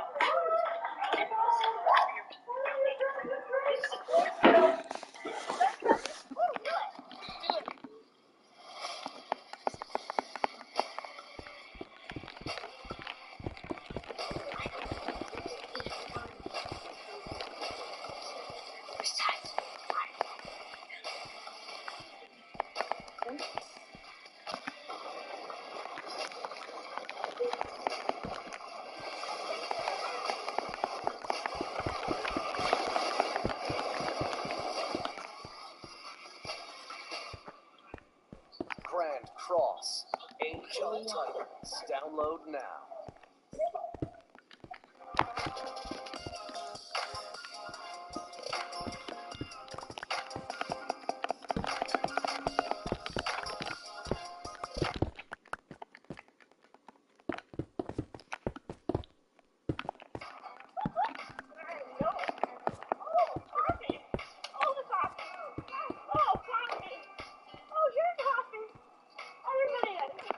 That was a little stressful, but it was more like, oh, this is exciting.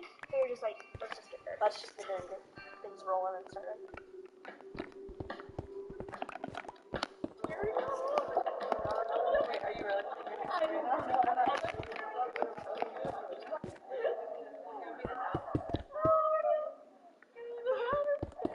This is so weird. It's just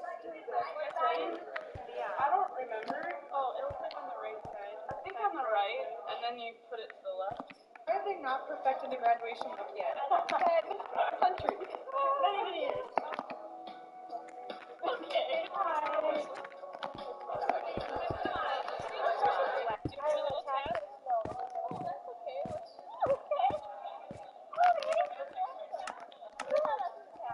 Some robes didn't get tassels attached to them, so ours was one of those. So lucky for us.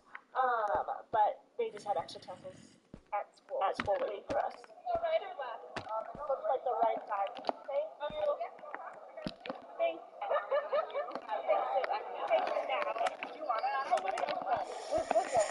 Okay. Fuzzy toaster. Fuzzy toaster. Fuzzy toaster. What? Is it okay if I go on your chest and take some really good stuff and put it in the museum?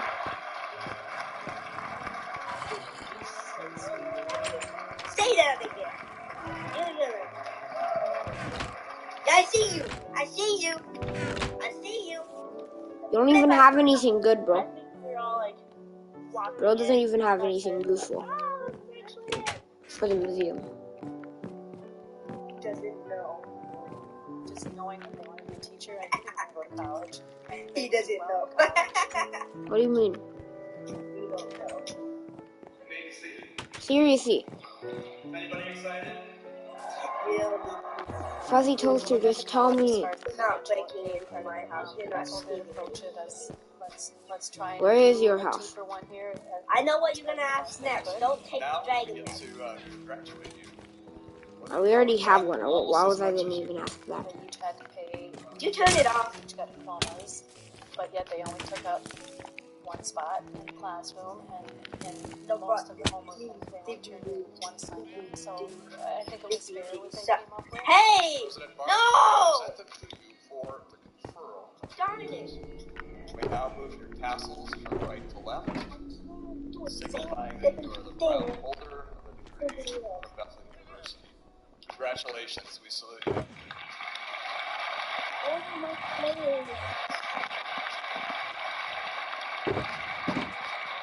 are you? I know you're out there. 9. Lee Pencil. So they called our names and we got up there and we were like, look at this on the trip. Enderman.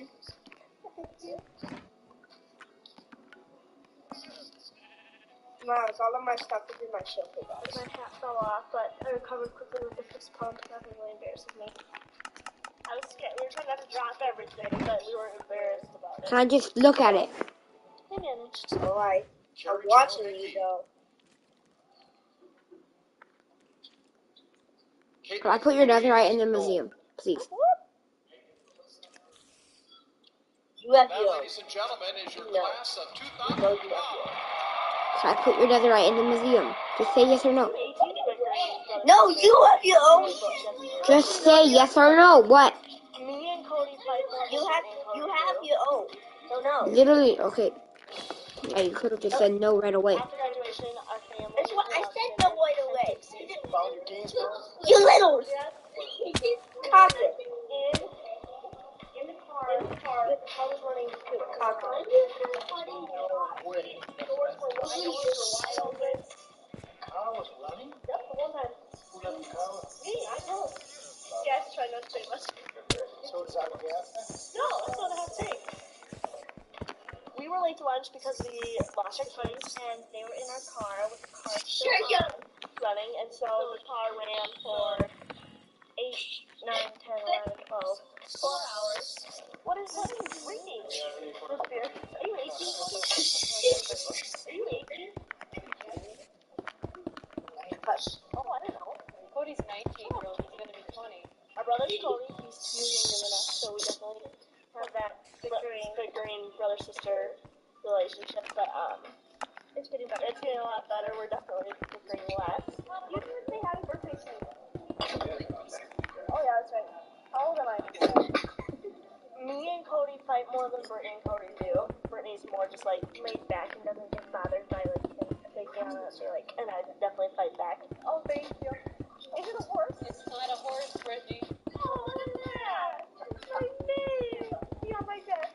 Can I go get it down? Morgan is 17 and she's gonna go to art college. That's exciting. We're gonna love having her in the city. Yeah, Morgan, you're gonna go to Bethel. So excited. More post-its and stickers. Now you have to go buy them. Now you just need the job, right? I won't get. You'll get a job. Don't troll.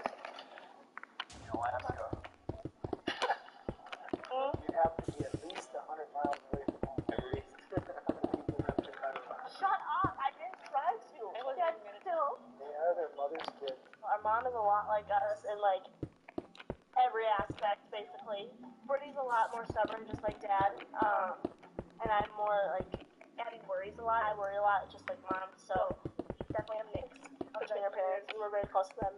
Okay, now you can enjoy your meal. Right on.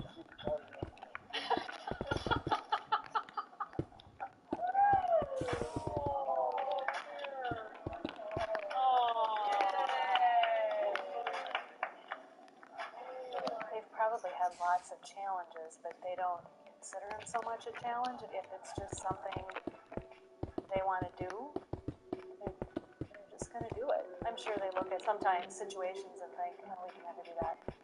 But I know that if they want it, it doesn't matter that it's a challenge, they're going to go after it. You got to stand and take your loving hand. Okay, so guys, I know we're gonna keep grabbing up all the gold here. And everybody here, amen. Amen. It's like bittersweet. We're sad because like we love like living so close together with all of our friends, and we do like being in class, but we are really excited for like what's next and like what's in store for us, and whether it be teaching or doing something else. Bye, love you. Behave today. Alright, get it there. Bye. Alright, go away. Go away. Most people say it hits you more in August, and you're like, I'm not going back to school. So we'll have to wait and see how that goes. We could be going back to school. You never know. You're teaching.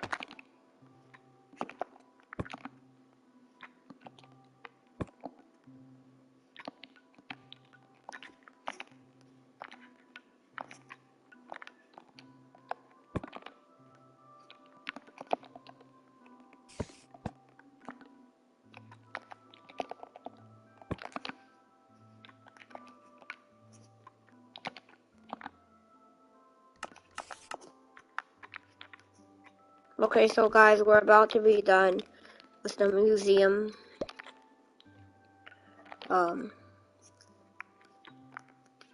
Yeah.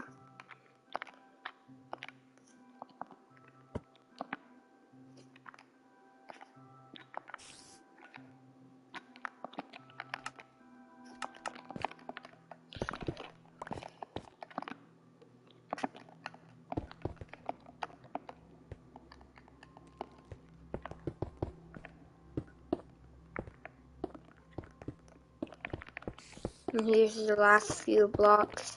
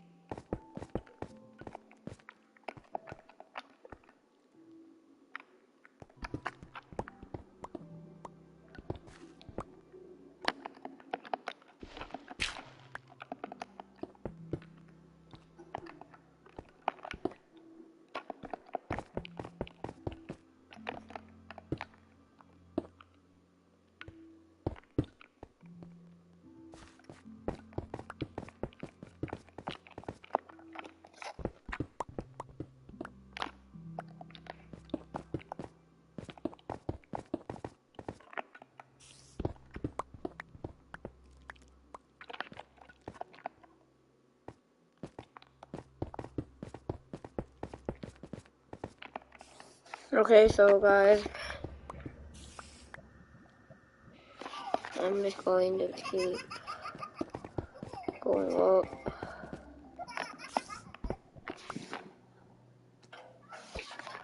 These three girls appear perfectly normal. They do perfectly normal things. But there is something very puzzling about them. I don't think I could explain what's going on, really. Going and going. They have selective mutism. They can speak, but with most people, they don't. Well, is there something wrong with me? It is heartbreaking. They can't go on not talking. How can you have a relationship with a child who won't speak to you? And she wants to do it. She wants to be the same as everybody else.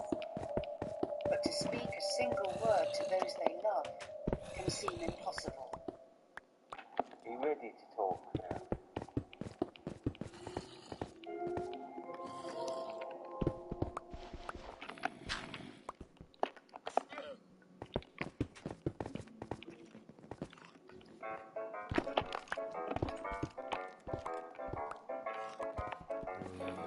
Selective mutism isn't easy to make sense of. Red is 8. Most people never hear her talk, but she's found other ways to get her point across. What sort of things do you like?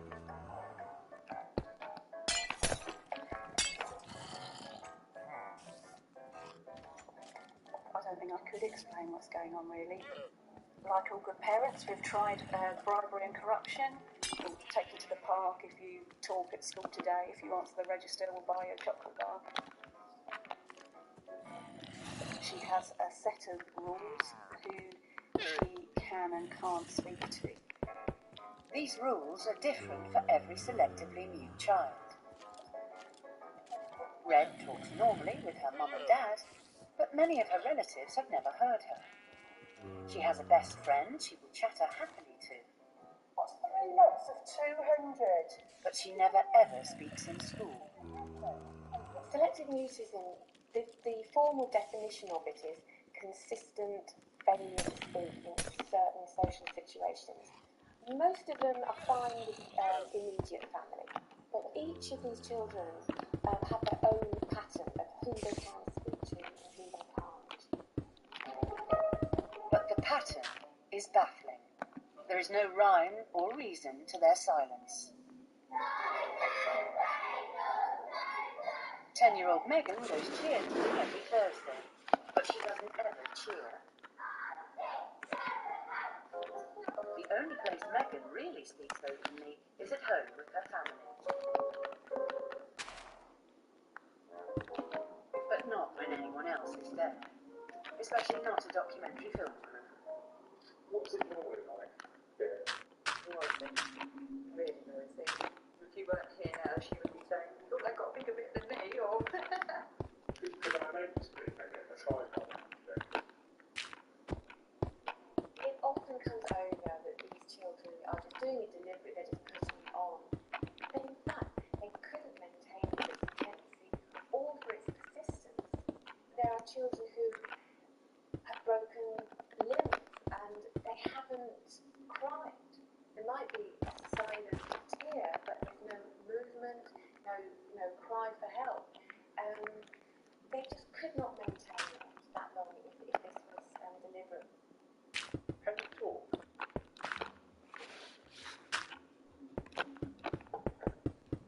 You can talk.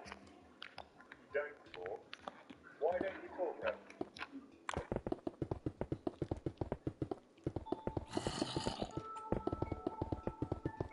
It's hard to explain, but even harder for those that Red doesn't speak to. Red's granddad, John, and his partner Eileen love to have their granddaughter stay. But in the 8 years since she was born, they haven't heard her utter a word. Obviously, heard her cry as a baby is because the parents and grandparents live. But when it comes to actually talking, Non-power-wash has proven they're not on a traditional day soap. It's white soap. It's power wash. This summer, happiness is a new shed. Give a grandmother and tell more. Bring along everyone involved. Your road to happiness begins in your shed. Find your road to transformation.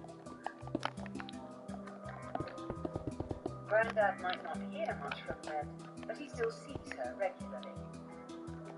She looks forward to visiting his Yorkshire home. Come on in. You're alright. Right here. Have any coffee? Have any come on? I've got no explanation for it. It's nothing that we've done sort of mentally, physically, or anything else to it. All we've ever shown is love and affection. Right, here we go. Faced with a silent granddaughter, You wouldn't want to go far with it, would you? John hasn't stopped talking. Sounds like an engine, doesn't it? And talking. Look at that big side there. What is it? Is it a swan? And talking. Does it ever go on the train? A lot of you do, and then see the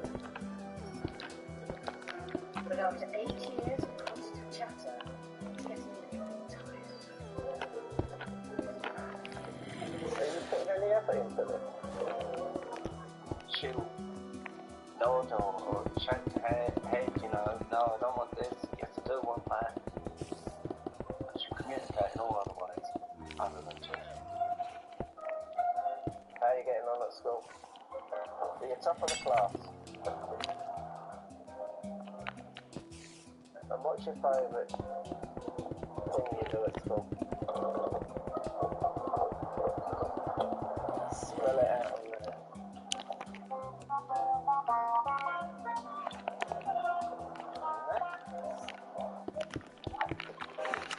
Poor old granddad's doing all the work again. It is difficult. Frustrating.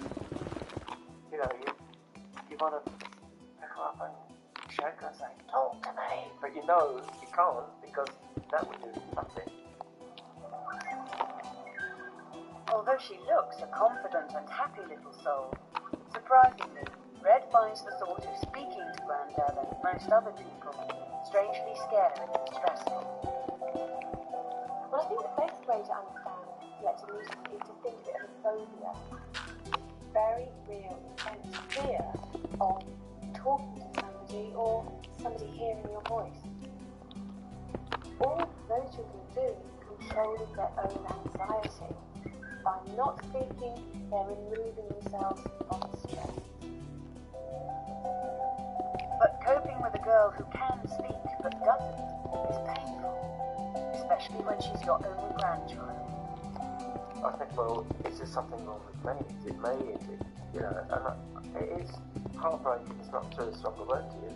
It is heartbreaking. Yo, what's up, Enzo? This channel. We did it because you couldn't call, and I had to go to bed. I have to go to bed pretty soon. How can you have a relationship with a child? So yeah, but you wanna join? And I think the older she gets, the harder it's going to be. It's hope and prayer that one day she will talk freely like a normal child.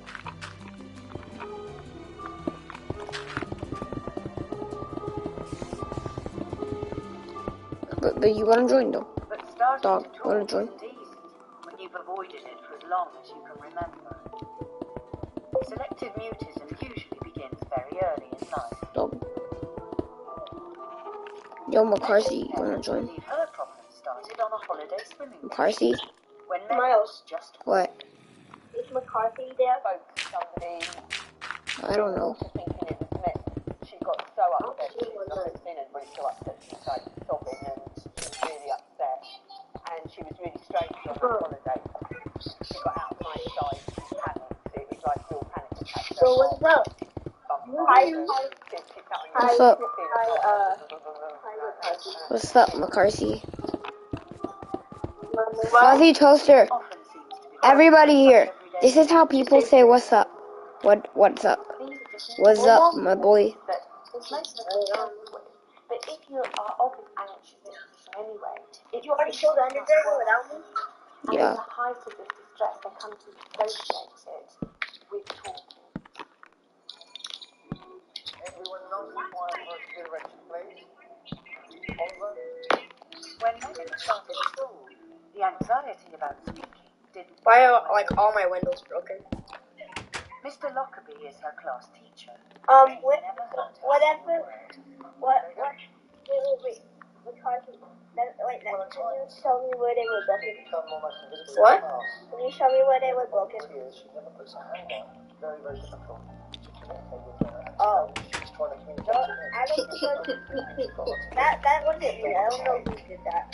I didn't even know there was maybe it was Hercules. By the way, your wall kind of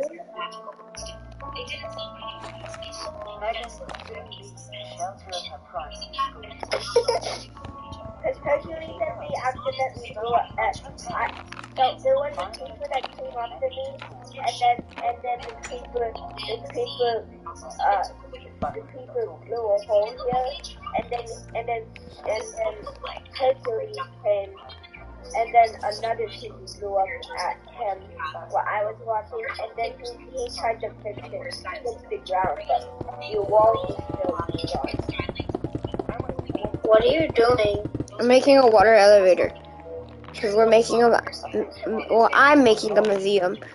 Fuzzy Toaster said he was gonna help, but no, I guess he doesn't want to.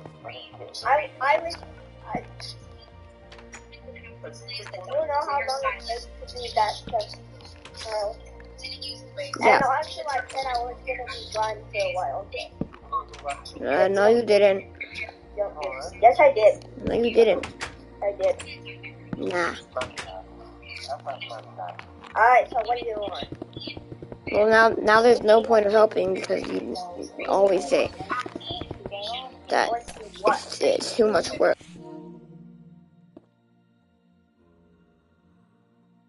I needed to go do something.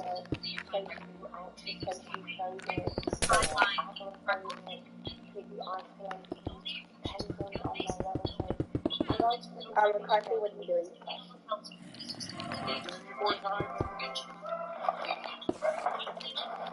Now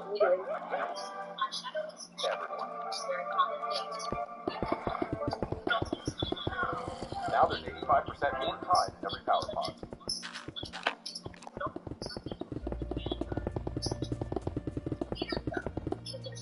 Red's family are desperate for her to start talking to her granddad.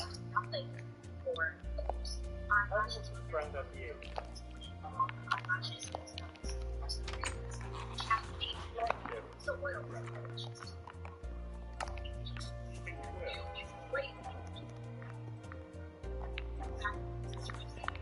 But selective mutism isn't common, and it can be difficult to get specialist advice.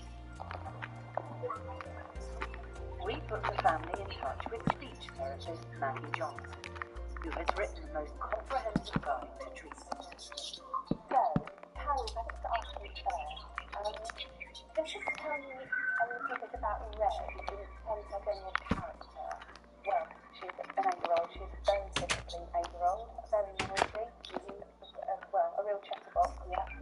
And this hasn't been a situation for you, has it? Certainly not. It's hard to put the word together. It feels hurtful. It does. It feels very, very hurtful.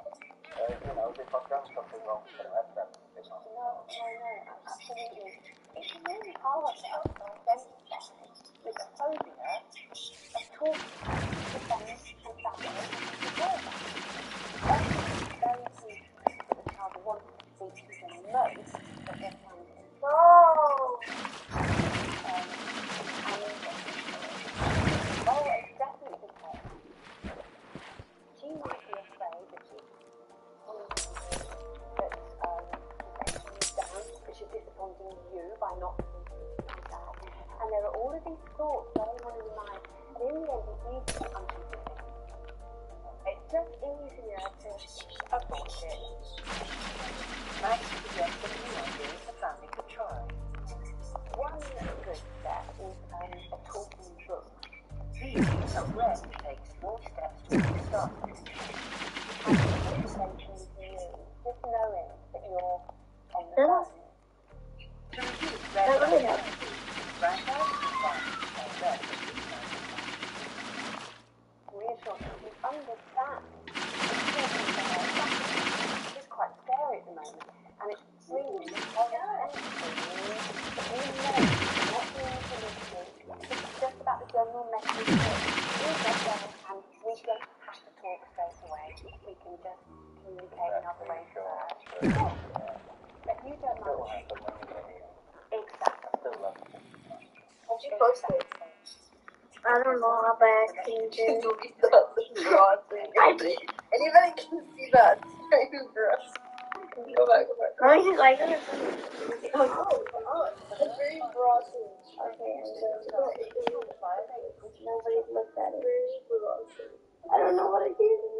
It's very brossy. Wait, McCarthy, what are you building? I'm building nothing.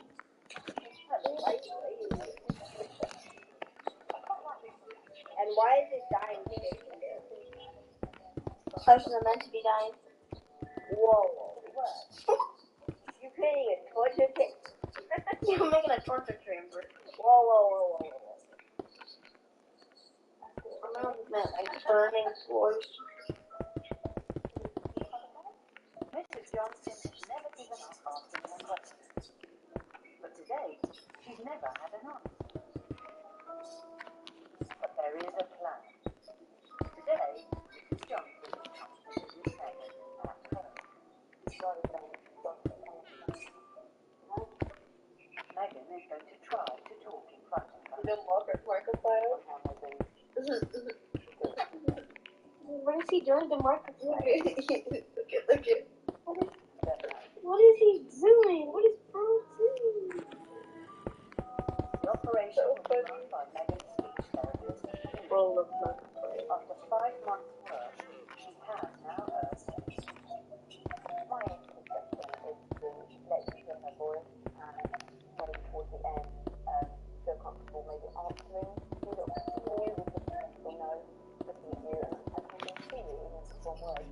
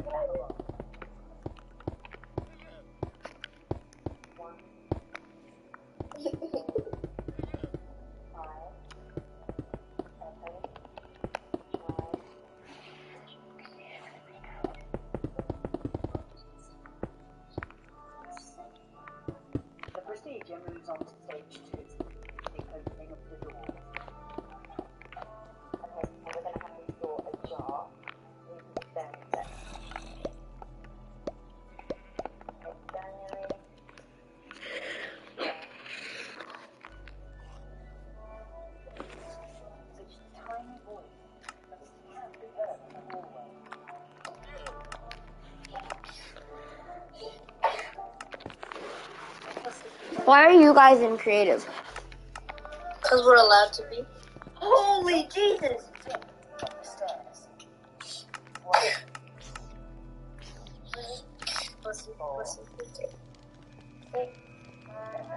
Don't worry about it. Miles, why did you have to do that? Stage 4, the critical stage. Fuzzy Toaster, have you done anything in creative? Yeah, I just put it in my house. I was just trying to make it. I was just typing some, like, I was just fixing my convo. You gotta chill out. What? Is Enzo? I mean,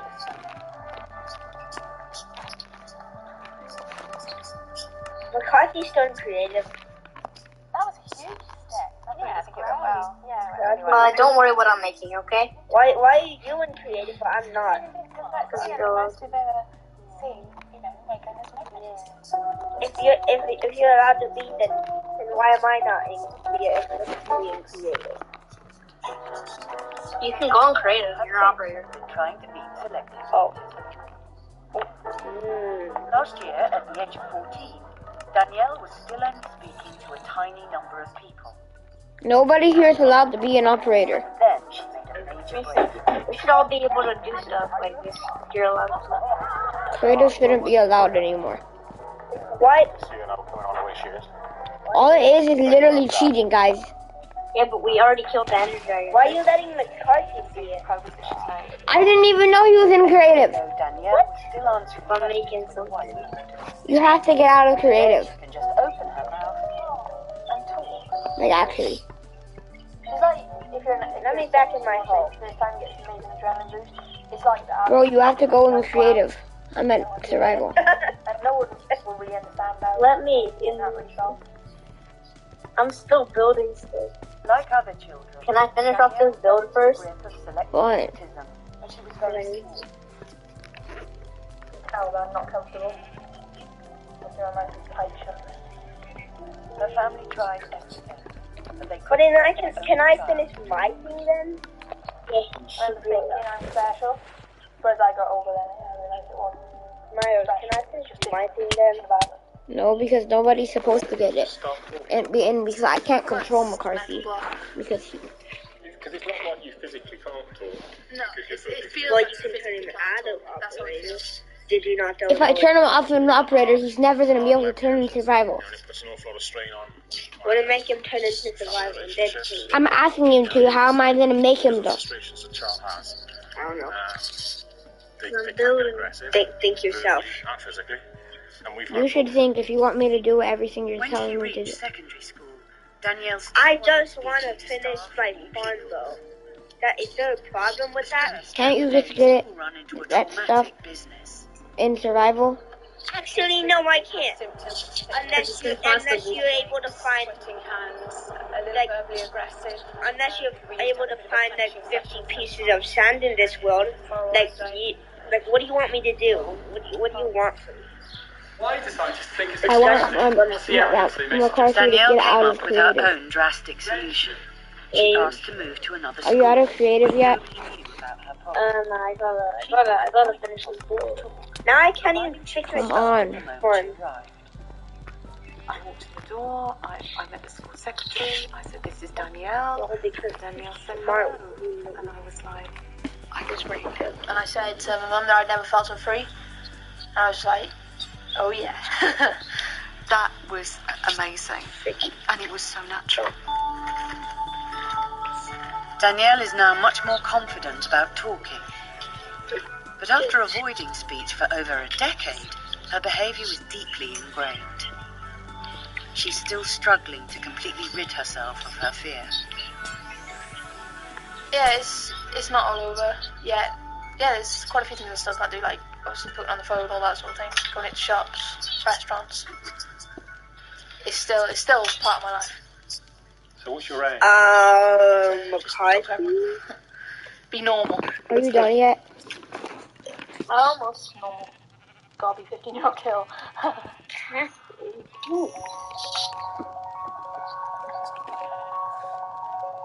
A spring moves towards summer, everyone is working on the first tiny steps forward. There are no shortcuts with selective reading unless you start between 2 and 4 years of age. You've got to be prepared for it to be a fairly slow but steady process. Those children have to work really hard at dealing with this and really breaking this barrier down. But their efforts are beginning to show some results. On Maggie's suggestion, Red has made a present for Grandad. A magical surprise inside. The built-in voice recorder means she can let him start to hear her voice. Why is there just a sheep in there? I don't know. Because it's I get fruit salad. What is this, the button? You don't need to know, buddy. It might not be conversation, I am also learning to play drums. but for Grandad, these are Red's first words. And an Agatha Christmas mystery stories. Inspector Poirot. Now are you done? Wow, No. that is absolutely fantastic, isn't it? And you said all of that? That is brilliant. You can be about little chatterbox, can't you? Do you know how much I love it? That much. And that's a lot, isn't it? It doesn't matter that you don't talk to me. It's not important, is it? Because we still love you just as much. One day, maybe. Can you please tell me when you're done? This is Will Ferrell. This black ain't for dogs like you. You ever been with an Afghan before? I don't think so, but thank you. This is Jamie Foxx. You were straight. You can do anything you want. Really? I was recently.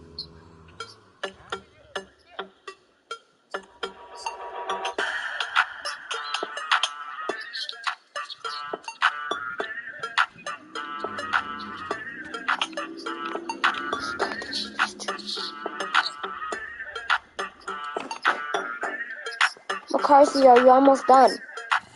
Yes. Are you... Why am I not an operator? I don't know. Wait, we're not operating? You made me not an operator. Oh. I tried making fuzzy toast. There you go, you're back.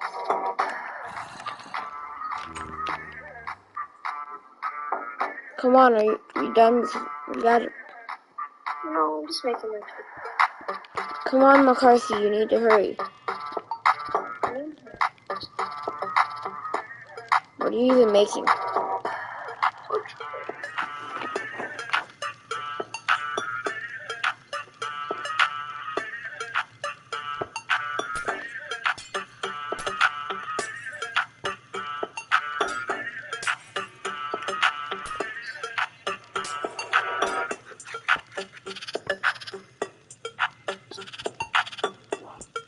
Come on.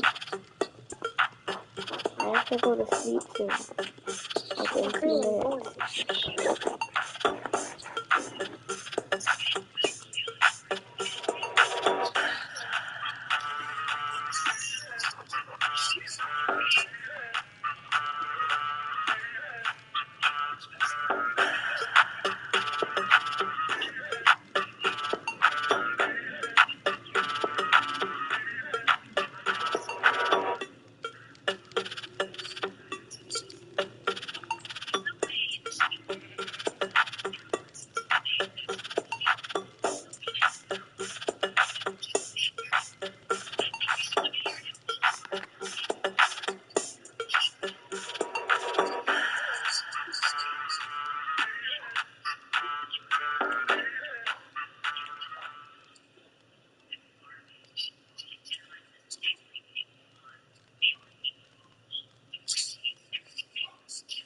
Kimmy Shadell lost her husband, Frank Doyle, that day, while Zoe Doyle, of course, lost her father. The two of them joining us right now in Montreal.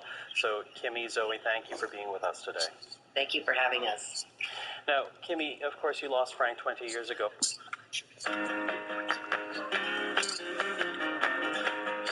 This is the Marina Bay Sands. Or more specifically, this is a pop-up I made of it. Rather, this is the Marina Bay Sands.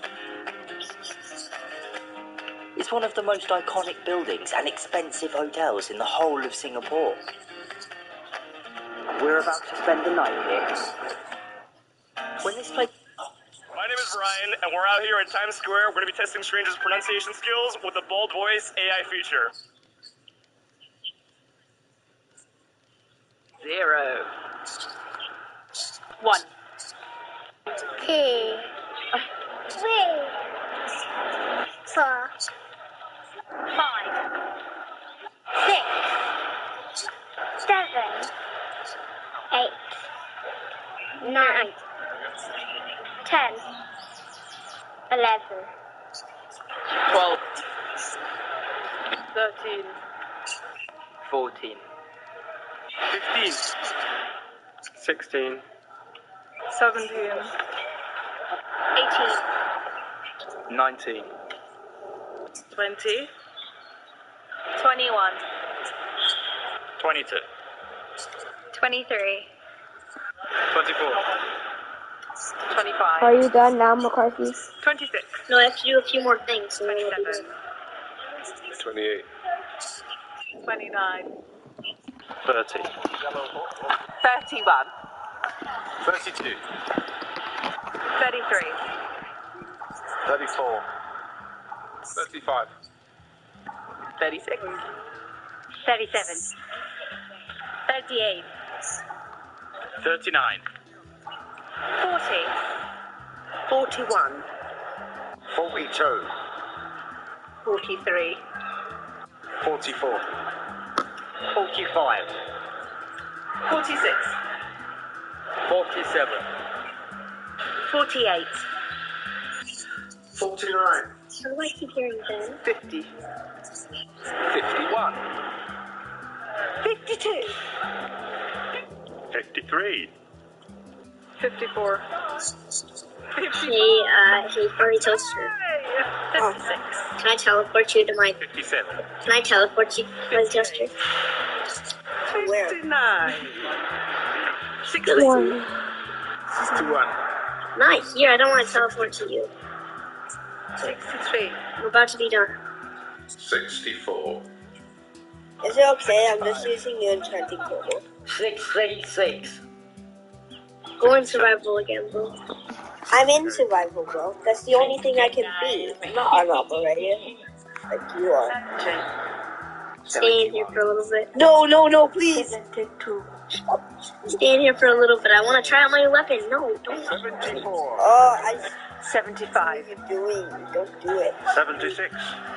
Ow, I'm burning now. 77. Yeah, buddy. Let's see what this does. 79. 80. You can't do it. Yeah, you can't do that. No, You can't stand there. Stand in the middle. I want to see what happens. This is my doom. 84. 85. 86. This is just a game of Undertale. Just dodge the arrows. 89. 90. 91. 92. 93. 94. Is it not shooting? 96. I don't know.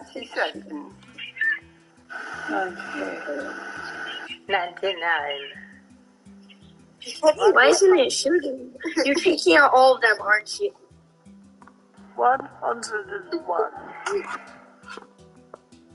Ow.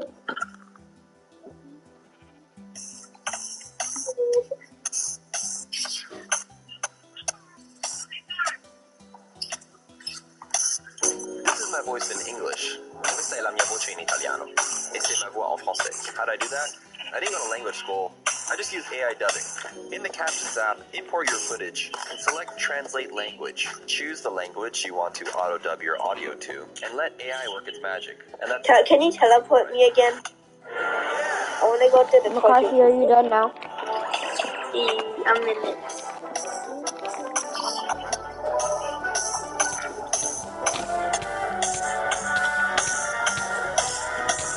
Let me out of this mess. Okay, fine. Teleport me back. Smile.